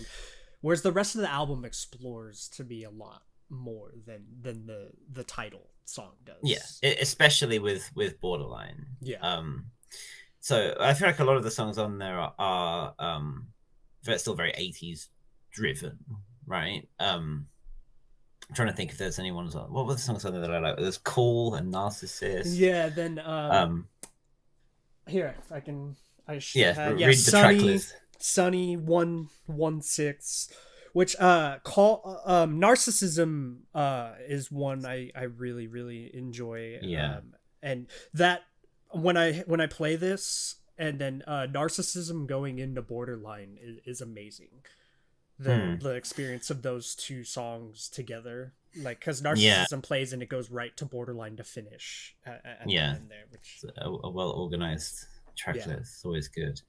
Um, but yeah, so the thing with you kind of sit with that, I guess the thing that certainly struck people was her little rap that Yes. she incorporated. So I know you loved it, Mm-hmm. right? You were a fan. I fanboyed out of my mind when she rapped the So song. when I first heard it, I was just kind of like, huh, okay. Like I wasn't expecting this, but I don't hate it. Um, I think now that I think about it, the thing I like about it less is that it's English Mm. and it's just kind of tacky, I I jam guess. out with that rap section. But I'm listening in the car. I jam out to that rap section I, I personally. think But I think it fits the song. I think for I think it really does fit the song, and I don't hate it in the context of the song at all. But it just feels like a little bit kind of. I feel like if it had been in Korean, or if the lyrics were a little bit stronger. But then, I mean, the whole point of You Can't Sit With Us is not to have the same. It doesn't have a particularly deep I do think meaning, the right? rap fits really well that like the era of style that song is in, Yeah, like yeah, it the fits the context. Yeah. So I don't hate it, but I was a bit like, and I can see why some people really didn't like it. Um, I think when she was on Girls Planet and she was like criticizing someone's rap, I remember seeing a tweet being like, "Girl, if you'd have listened to your own rap on You Can't Sit With Us, like you can't be criticizing anyone," kind of thing. And so it wasn't meant to be that serious, right? It's meant yeah. to be quite a fun, and the whole song itself is meant to be fun. That's what the video gives off, that vibe. It's just having a laugh type thing. Yeah. And I'm always up for just kind of unabashed fun. That's another one where I was jealous of the actor in the video, the one proposing to Sunmi in the video or whatever. Although that guy did just get like hit in the head a lot during the video by like her True. throwing a planter out of the window or whatever. Or what is it she throws out of the window? It just like hits him right in the face. Yeah. But then, yeah, the fact that she agrees to the proposal at the end, right? That was the That perhaps the was shocking the thing. end of that video was kind of the only thing when I was watching the whole video, and then we reacted to it. And I got to the end and I was just like, "Oh, okay, that's how this is ending." Just because most of it's just them like in the video store, like spinning around shooting shit. guns. Yeah. And stuff. Yeah. It's like, oh, So- there was a storyline to like. I do think that it rounds out my top 3 of Sunmi songs with the Noir Pam like battle for 1 and 2. You can say what this is. Yeah, for me. And it's kind of basic that I've had picked 3 title tracks for it, but I think there's the if I had to do a top 10 or a top 5, then that would get very tricky. I think Heroin would be the 4th one, but then from then on it's very muddy, Yeah. very hard for me to choose. She has so many great B-sides that I don't know the order of which I like more and stuff like that, you know. Mm. But I would say You Can't Sit With Us, what's really the most like memorable part of that to me is, again, like she has those choreography points, you know. She has the "You Can't Sit With Us," oh, and like kind of bumps out to the side, you know. There's like always something she finds in the chorus choreography to make very memorable to me. Mm. Like, so there's always that focal point in her choreography that what do they call it, like a killing point or whatever Yeah, sometimes. Yeah, she always has that to me, like something yeah. there where it's like, okay, yeah, like you always remember it, you know, when you see her performances. Which I suppose is the funniest thing, then thinking all the way back to Tell Me that we all know. Oh yeah, that's very memorable. Right. Like the I So personally I that's what like it that should song. be. I can imagine it would be very annoying to do that choreo while Oh, singing. of course, though. yeah, performing it all the time. Yeah. Yeah, yeah. Same with Nobody as well. Everyone knows the like, Mm-hmm. Yeah, the clap. you know. Yeah. No, I don't think anyone can say that JYP didn't make catchy songs slash choreography or memorable. No. I guess, you know, I don't think anyone can say that about No. JYP. You'd have to be crazy or straight So K. with the rest of the album, obviously we could talk about the whole album, but I think particularly we got to talk about Borderline, because she's talked about in a couple like things that I've found about borderline personality disorder. She talked about how obviously she has borderline personality disorder, and that song makes that very clear. But she also in Running Girls, so a lot of like what Running Girls is, a lot of where you can like kind of learn a lot about Sunmi. Yeah. And where she told them I had something pulled up. I just don't want to have to search too much through it. But she had talked about, so she talked about how it was important to take time off when you're having a hard time, how she had left Wonder Girls and had time to think about herself. And she then said, about 5 years ago, I was diagnosed with borderline personality disorder. That was what had been tormenting her so much. And she said it was a relief to be diagnosed. Yeah. And then she finally had, you know, she said you have to take care of those fundamentals and make the people around you comfortable. So the kind of gist of it was, Sunmi's made it is someone who obviously really cares about like the people around her, because the most important thing to her about taking medication and everything for borderline personality disorder was making the people around her comfortable to be around her, and everything was what she made clear about that, which I think shows her personality a lot. Yeah, it's.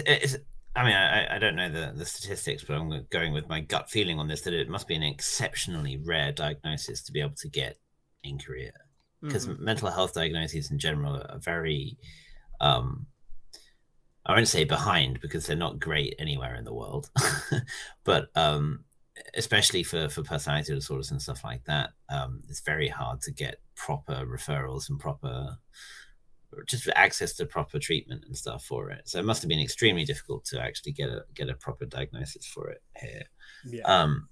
And then hopefully that obviously led to appropriate treatment, because if you just if you misdiagnose someone with BPD as like just having or anxiety, depression, or whatever it might be, and then give them the traditional kind of antidepressants and stuff that for that, it won't work. And it won't, instead you're just inhibiting parts of their brain that aren't necessarily impacted. And of course, usually the two things tend to go in hand. Often people have depression and BPD at the same time. I knew people with BPD when I was at university, who suffer with multiple things, but it's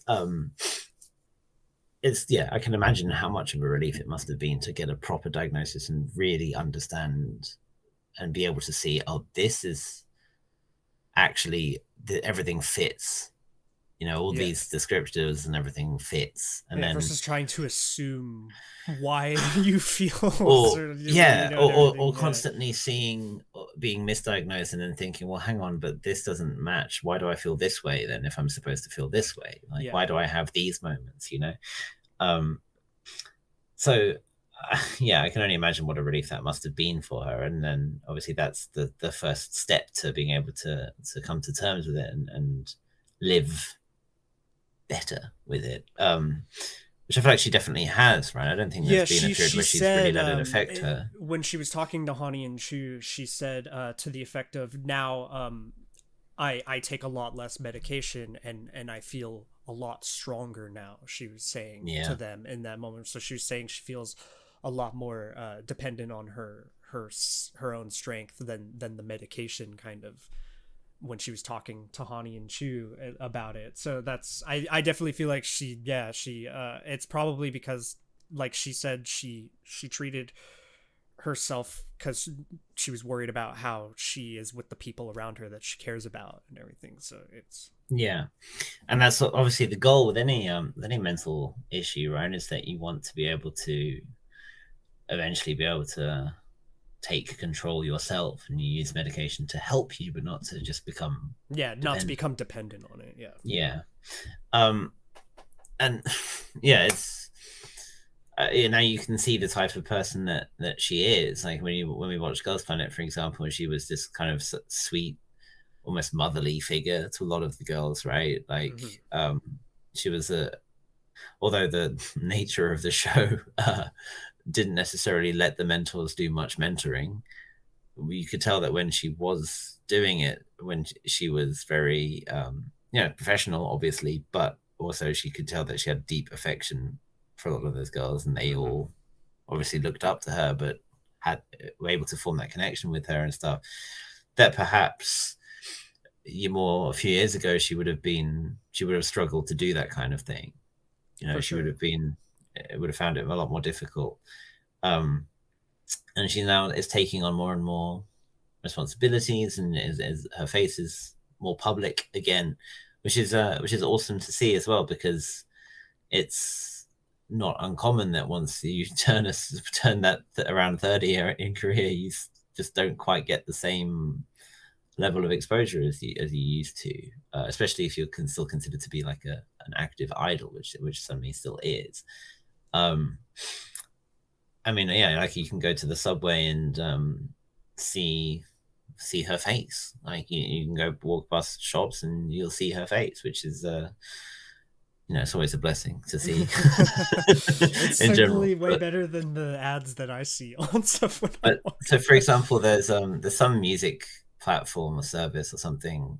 It's called like Muply, I think.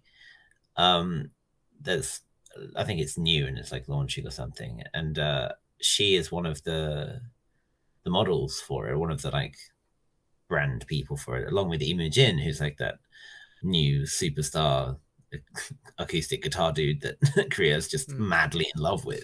And I think the fact that him, this young guy who's taken over the charts and is already like a digital monster and stuff, is then it's like so that the new darling, and then she's there with him, right? It's like that's the same level of brand attention because he's like super high demand, right? And Yeah. that's the same attention that she's still getting, which is great. So I to kind of conclude in general, I just like as I researched, I listened to Sunmi's like whole catalog, really preparing for this episode, and then read as many articles as I could find that felt like they were like valid, like articles of her interview quotes and everything. And I would say I gained like an even more newfound respect. It's not every day you read more in depth of an artist and then you gain even more respect for who they are as an artist, but also as a person and stuff. But Mm. everything I could find and read about Sunmi was just like made you realize like she had a tough beginning and became a really strong and awesome person through it all.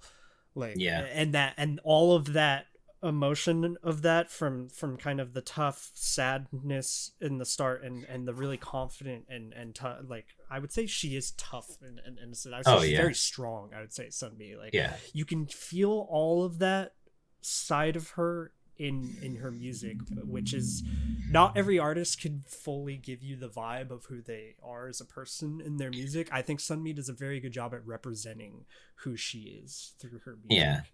Absolutely. And she exemplifies to me why it's ridiculous how people will look down on idols as not artists or not musicians or whatever, because Sunmi had multiple opportunities where no one would have thought bad about her if she had just quit the industry as a whole and never Yeah. come back.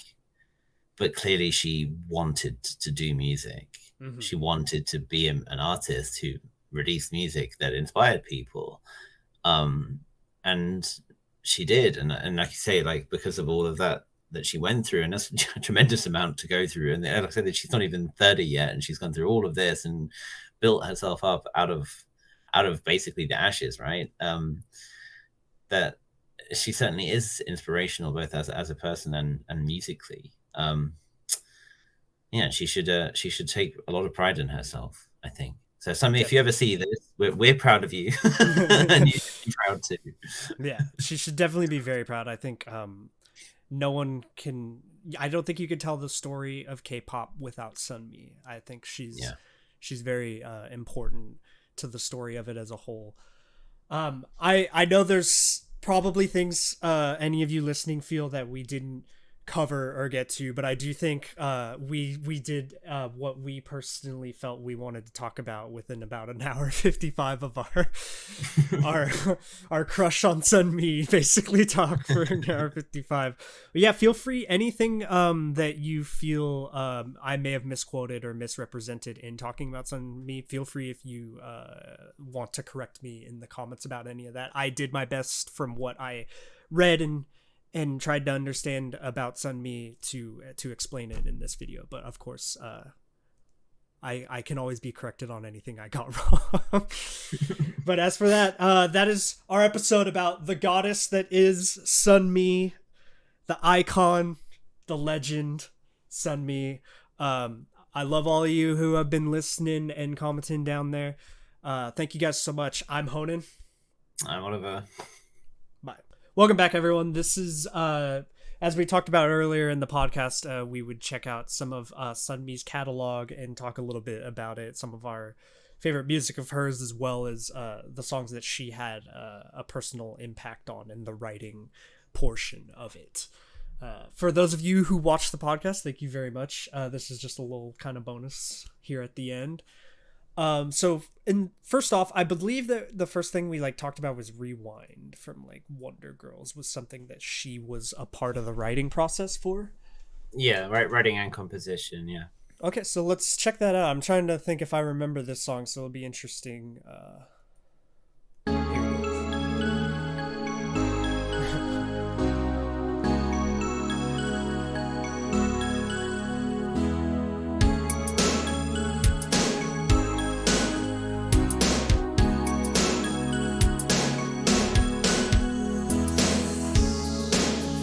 잊어버렸던 네 모습 그렇게 날 두고 떠나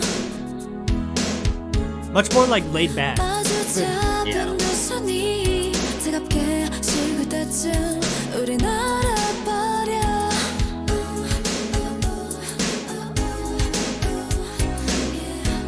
널 가만을 지금 날 가만을 다시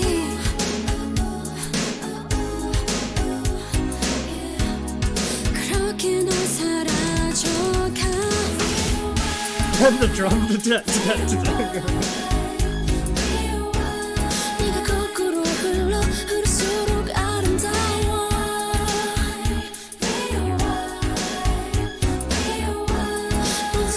So if you notice there, it's a little heavy on the bass there and like the chorus. I wonder if a lot of that had to do with like the recent influence at the time of her picking up the bass.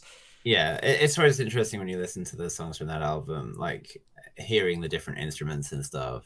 I like because I feel like that one, the drums for that are really like like those toms are like and snares are hitting like really, really crisp, right? Like Yeah. it's much more pronounced than I feel like a lot of percussion in a lot of 80s style songs usually is, where it was more subdued. Yeah, there's a lot of snare pop in that. Yeah. Song. Like so that again with Yubin on the drums, and I think she is also on that song, it's like you can really She's got a heavy feel right hand. there's parts of it. Yeah. Yeah, it's not my my absolute favorite from that album, because that crown has to go to One Black Night. But it's it's a it's a song that there's the drums that almost remind me of like a 90s hip hop song. Oh, for in a sure. way. Yeah, the tone then, of them and the volume that they're mixed into the track. Yeah, but then the rest of it style. sounds like there's so many like low key 80s songs that could match to. Yeah, it was quite laid back to what I was expecting. I was surprised there, because it's if I heard that without knowing like that Sunmi is involved in the writing and composing of it, I'm not sure that I would know naturally, because I'm not sure in that song that you like solo Sunmi, like when so she hasn't quite established, I would say, her style and tone yet there. Yeah, and like, obviously it wasn't just her who made it. She was of course part of a team. Yeah. But like later on, even when she's working with other producers and other people, there's still that very much Sunmi feeling in something that you can get, whereas I'm not sure quite yet here that I got that. Like, yeah. So another important, I mean, I could play Addict a million times all day. We talked about it, but I feel like with this, what's important to this is just it's the beginning of what is a whole epic like piecing. Yeah. Who's running the show? Who's running the show? Who's running It's that the show? you can hear her like confidence, you know, in the line itself. Like, Where would I be? And what would you be? There, dip it up and just follow me. I'm addicted to shining and glowing. You gon' be addicted to my eyes. so like a big part of the way, to me, she introduces in the intro song, funny enough, her whole like presence to me, like in that like kind of the confidence, how badass she is, kind of just all in that one, like who's running the show, you know, like, But there's also that like pervading sense of vulnerability underneath it. yeah, Right, there is that like it, in the same way that when you're addicted to something, while the high might give you that surge of confidence and that rush, it's that there's always that little anxiety underneath of where's my next hit coming from, you know. Maybe you don't know. I hope you don't know. And I feel like that is still, that's kind of there in that song as well, right? It's I'm running the show now. yeah, And let's follow me and see where it goes. But there's some fragility to it as well, which I think, I like really we had said it in the podcast. She's like a master of always having an underlying tone to her music, and then there's, even if she's being so direct with what a song is about and the tone of it, there's still always this little layer that you have to kind of look for that's still there hidden underneath, and she's a master of always having that in her music. I guess that whole warning, right, like it's a perfect collection of it might be my favorite, like as far as the collection of songs that are on it, of her releases all together, like because every song on there is something of hers that I really enjoy listening to, versus maybe some others where it's like the title song and not all the B-sides are my favorite. The whole Warning, you can listen to the whole release of everything that's on Warning and not find a problem with, like, it's all perfect to me. Yeah, I think if you're ever looking to, if you'd never listened to Sunmi before and you're like, where do I begin? there's not really a better place to start than You just than drop to a sit little packet warning, just smack that on the table, you know. and listen to that album. Yeah. Obviously you can do it, like you can go all the way back and you can go to Wonder Girls and everything. But yeah, if you just want to say capture the essence of what is Sunmi, then that album, it will sort you right out. Absolutely, for sure. Yeah. So from my understanding, from everything I read, Siren was like the first one where she was like took control of the writing and composing of her solo music. So I kind of just want to see how much of that we feel versus other tracks where she had a lot more of a producer influence in them. Yeah.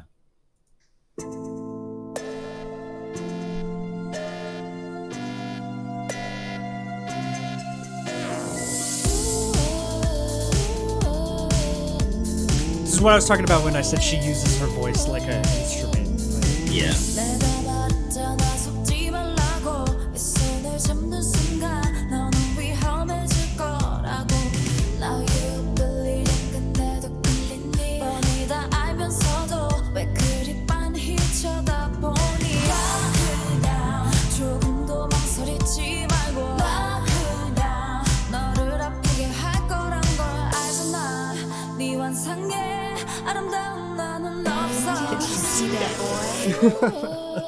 this. There it is. There's that octave pop I was talking about.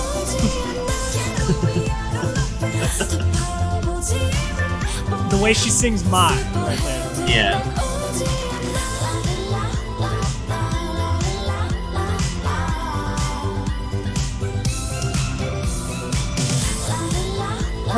For me personally, that song has so much of what I really love about Sunmi in it. I do love Siren. Yeah. It is in my top 3 of like it sometimes it's hard for me to always say what my favorite Sunmi song is. It does change, but yeah, there's something about like when I'm listening to that and can't you see that, and then it goes that away out of my face, like that whole collection of that part After in the bridge. Yeah.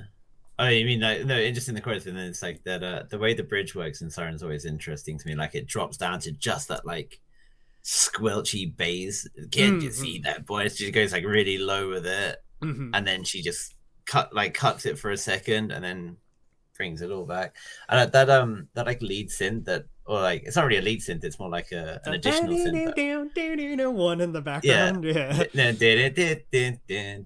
Over the that's very Wonder Girls. Like that kind of thing was all over Reboot, and obviously it's a feature of the genre as a whole, right? But yeah, you can tell that there's the connection there, and she's been inspired. A lot of how she learned as a songwriter was from that time and that experience. Sure. So it'll probably always have an influence in her song making when she makes something, but that Siren, funny enough, is like one that has like kind of all the stylistic things that I talk about with Sunmi, like the way she uses her voice as a way to gap things rather than like her voice is the instrument gapping parts together, you know?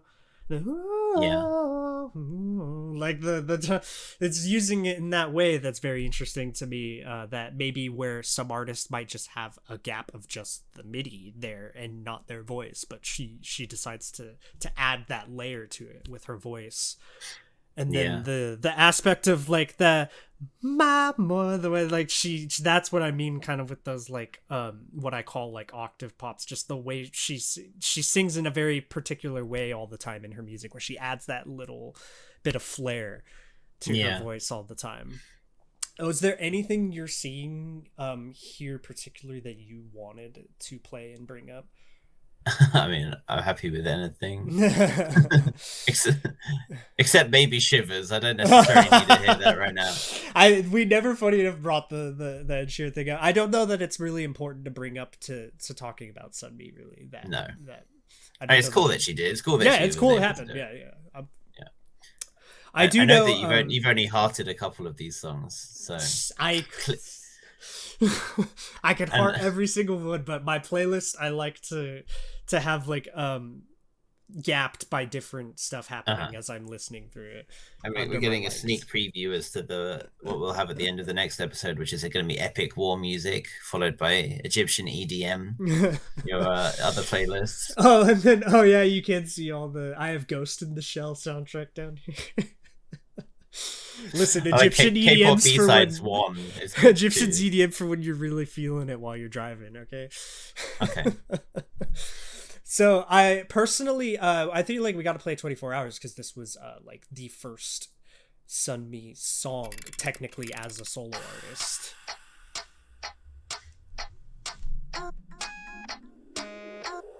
This. Oh baby.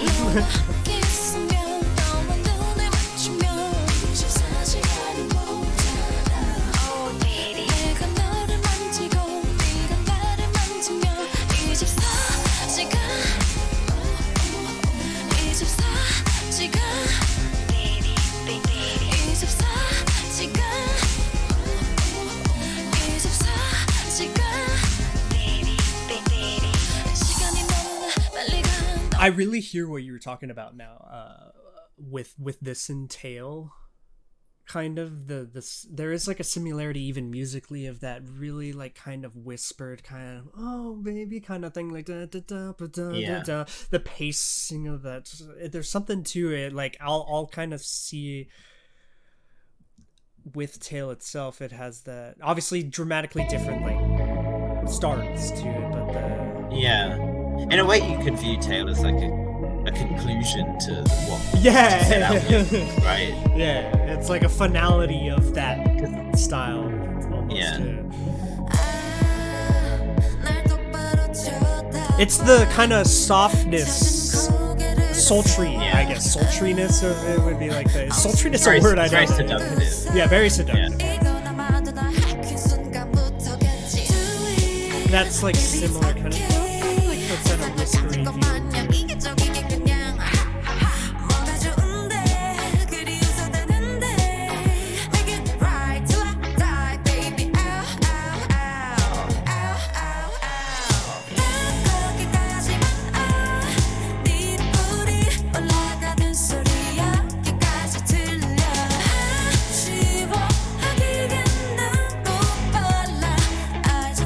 To me, this next part's a stroke of genius.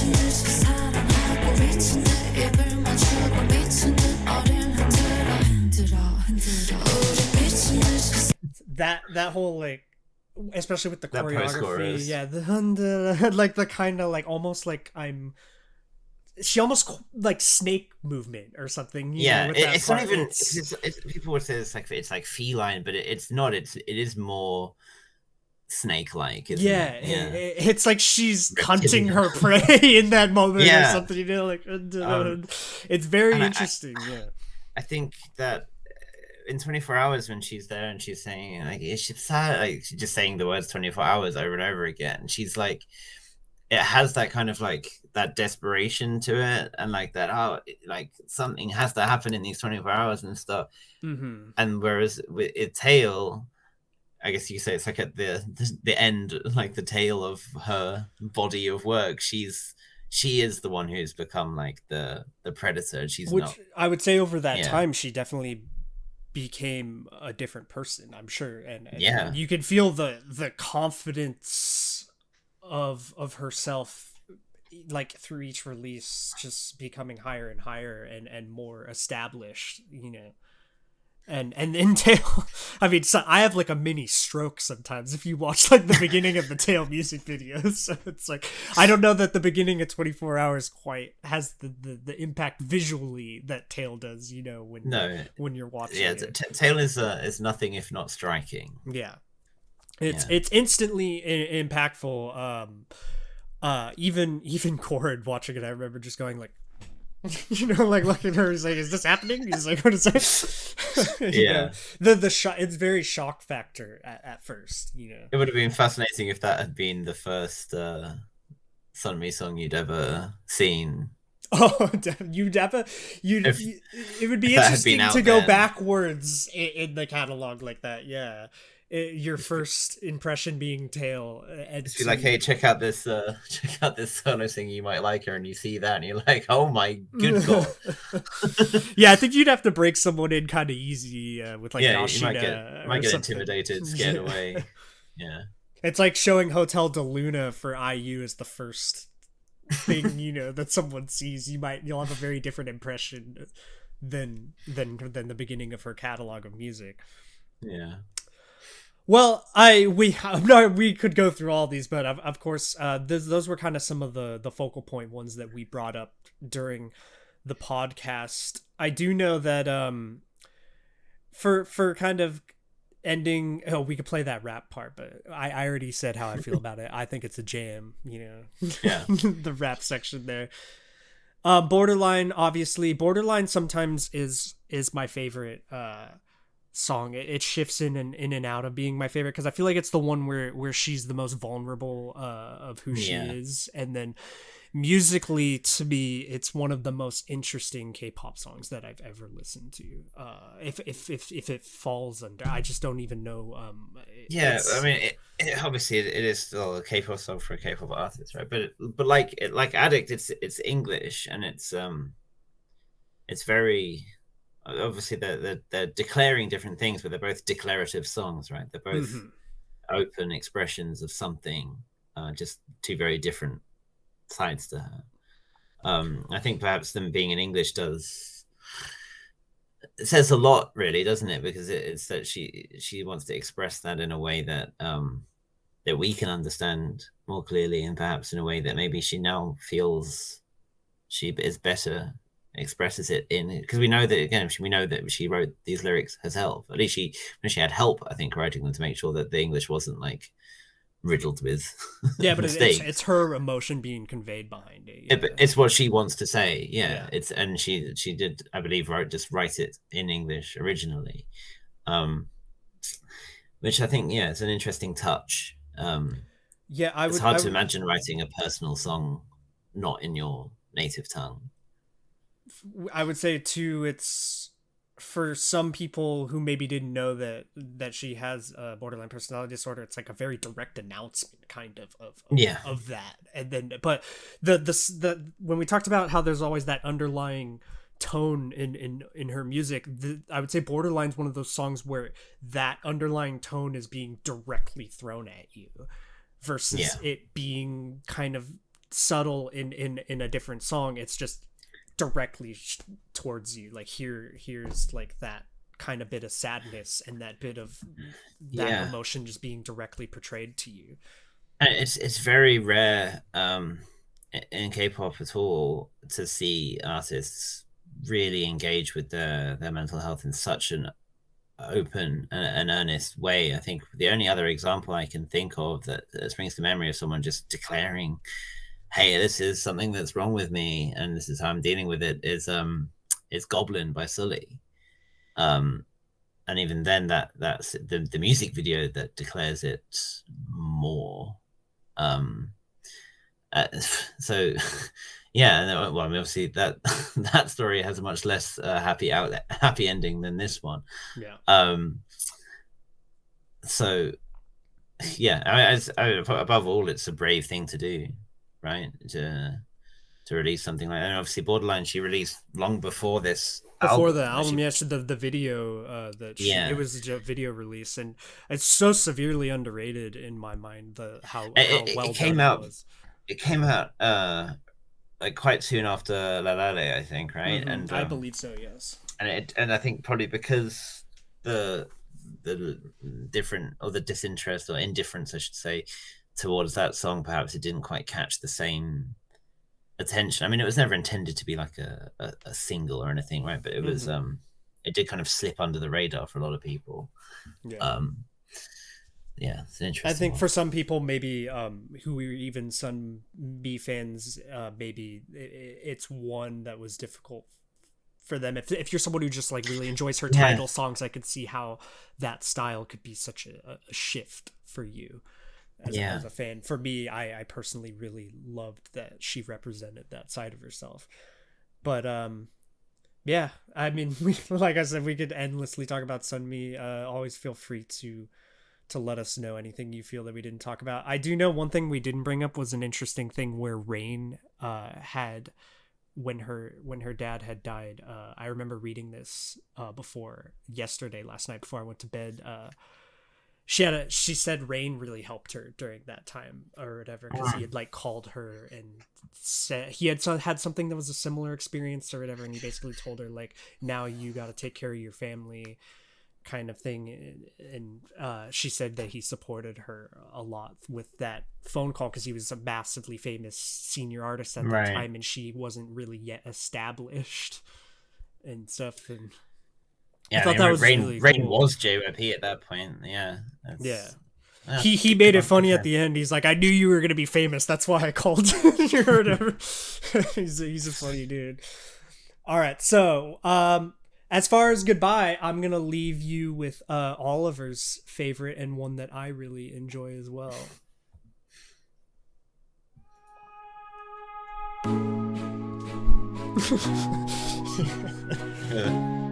The little flute, the pan flute.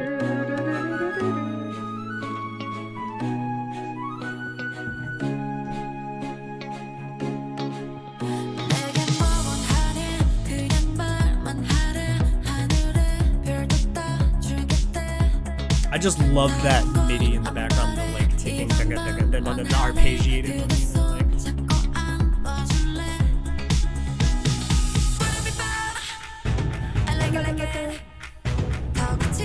But that's like heavy drums. Yeah. Like MIDI timpanis or something.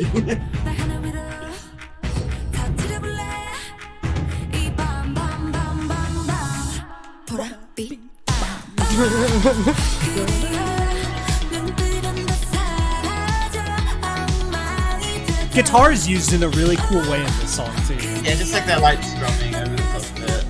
Not dominant.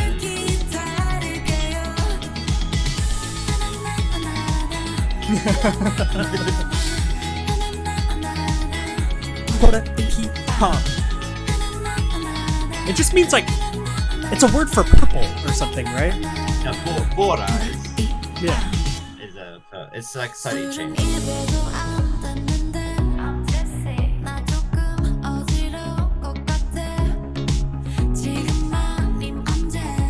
It's like purpley night.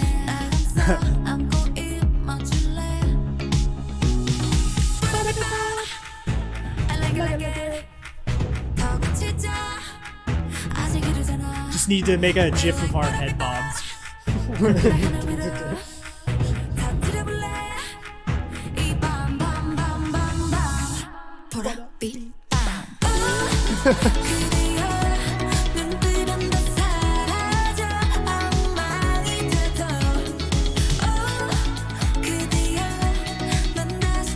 You really notice she uses her voice without lyrics a lot to really gap parts together.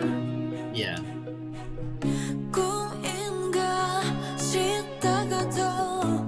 The guitar in this bridge, you see in the back, like. And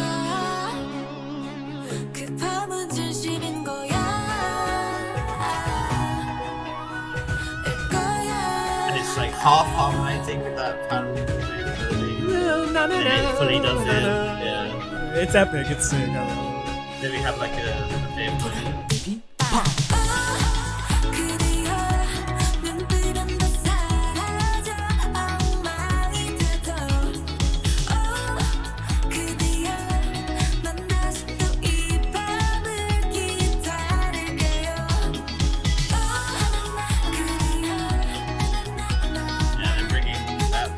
post-chorus in over the second chorus.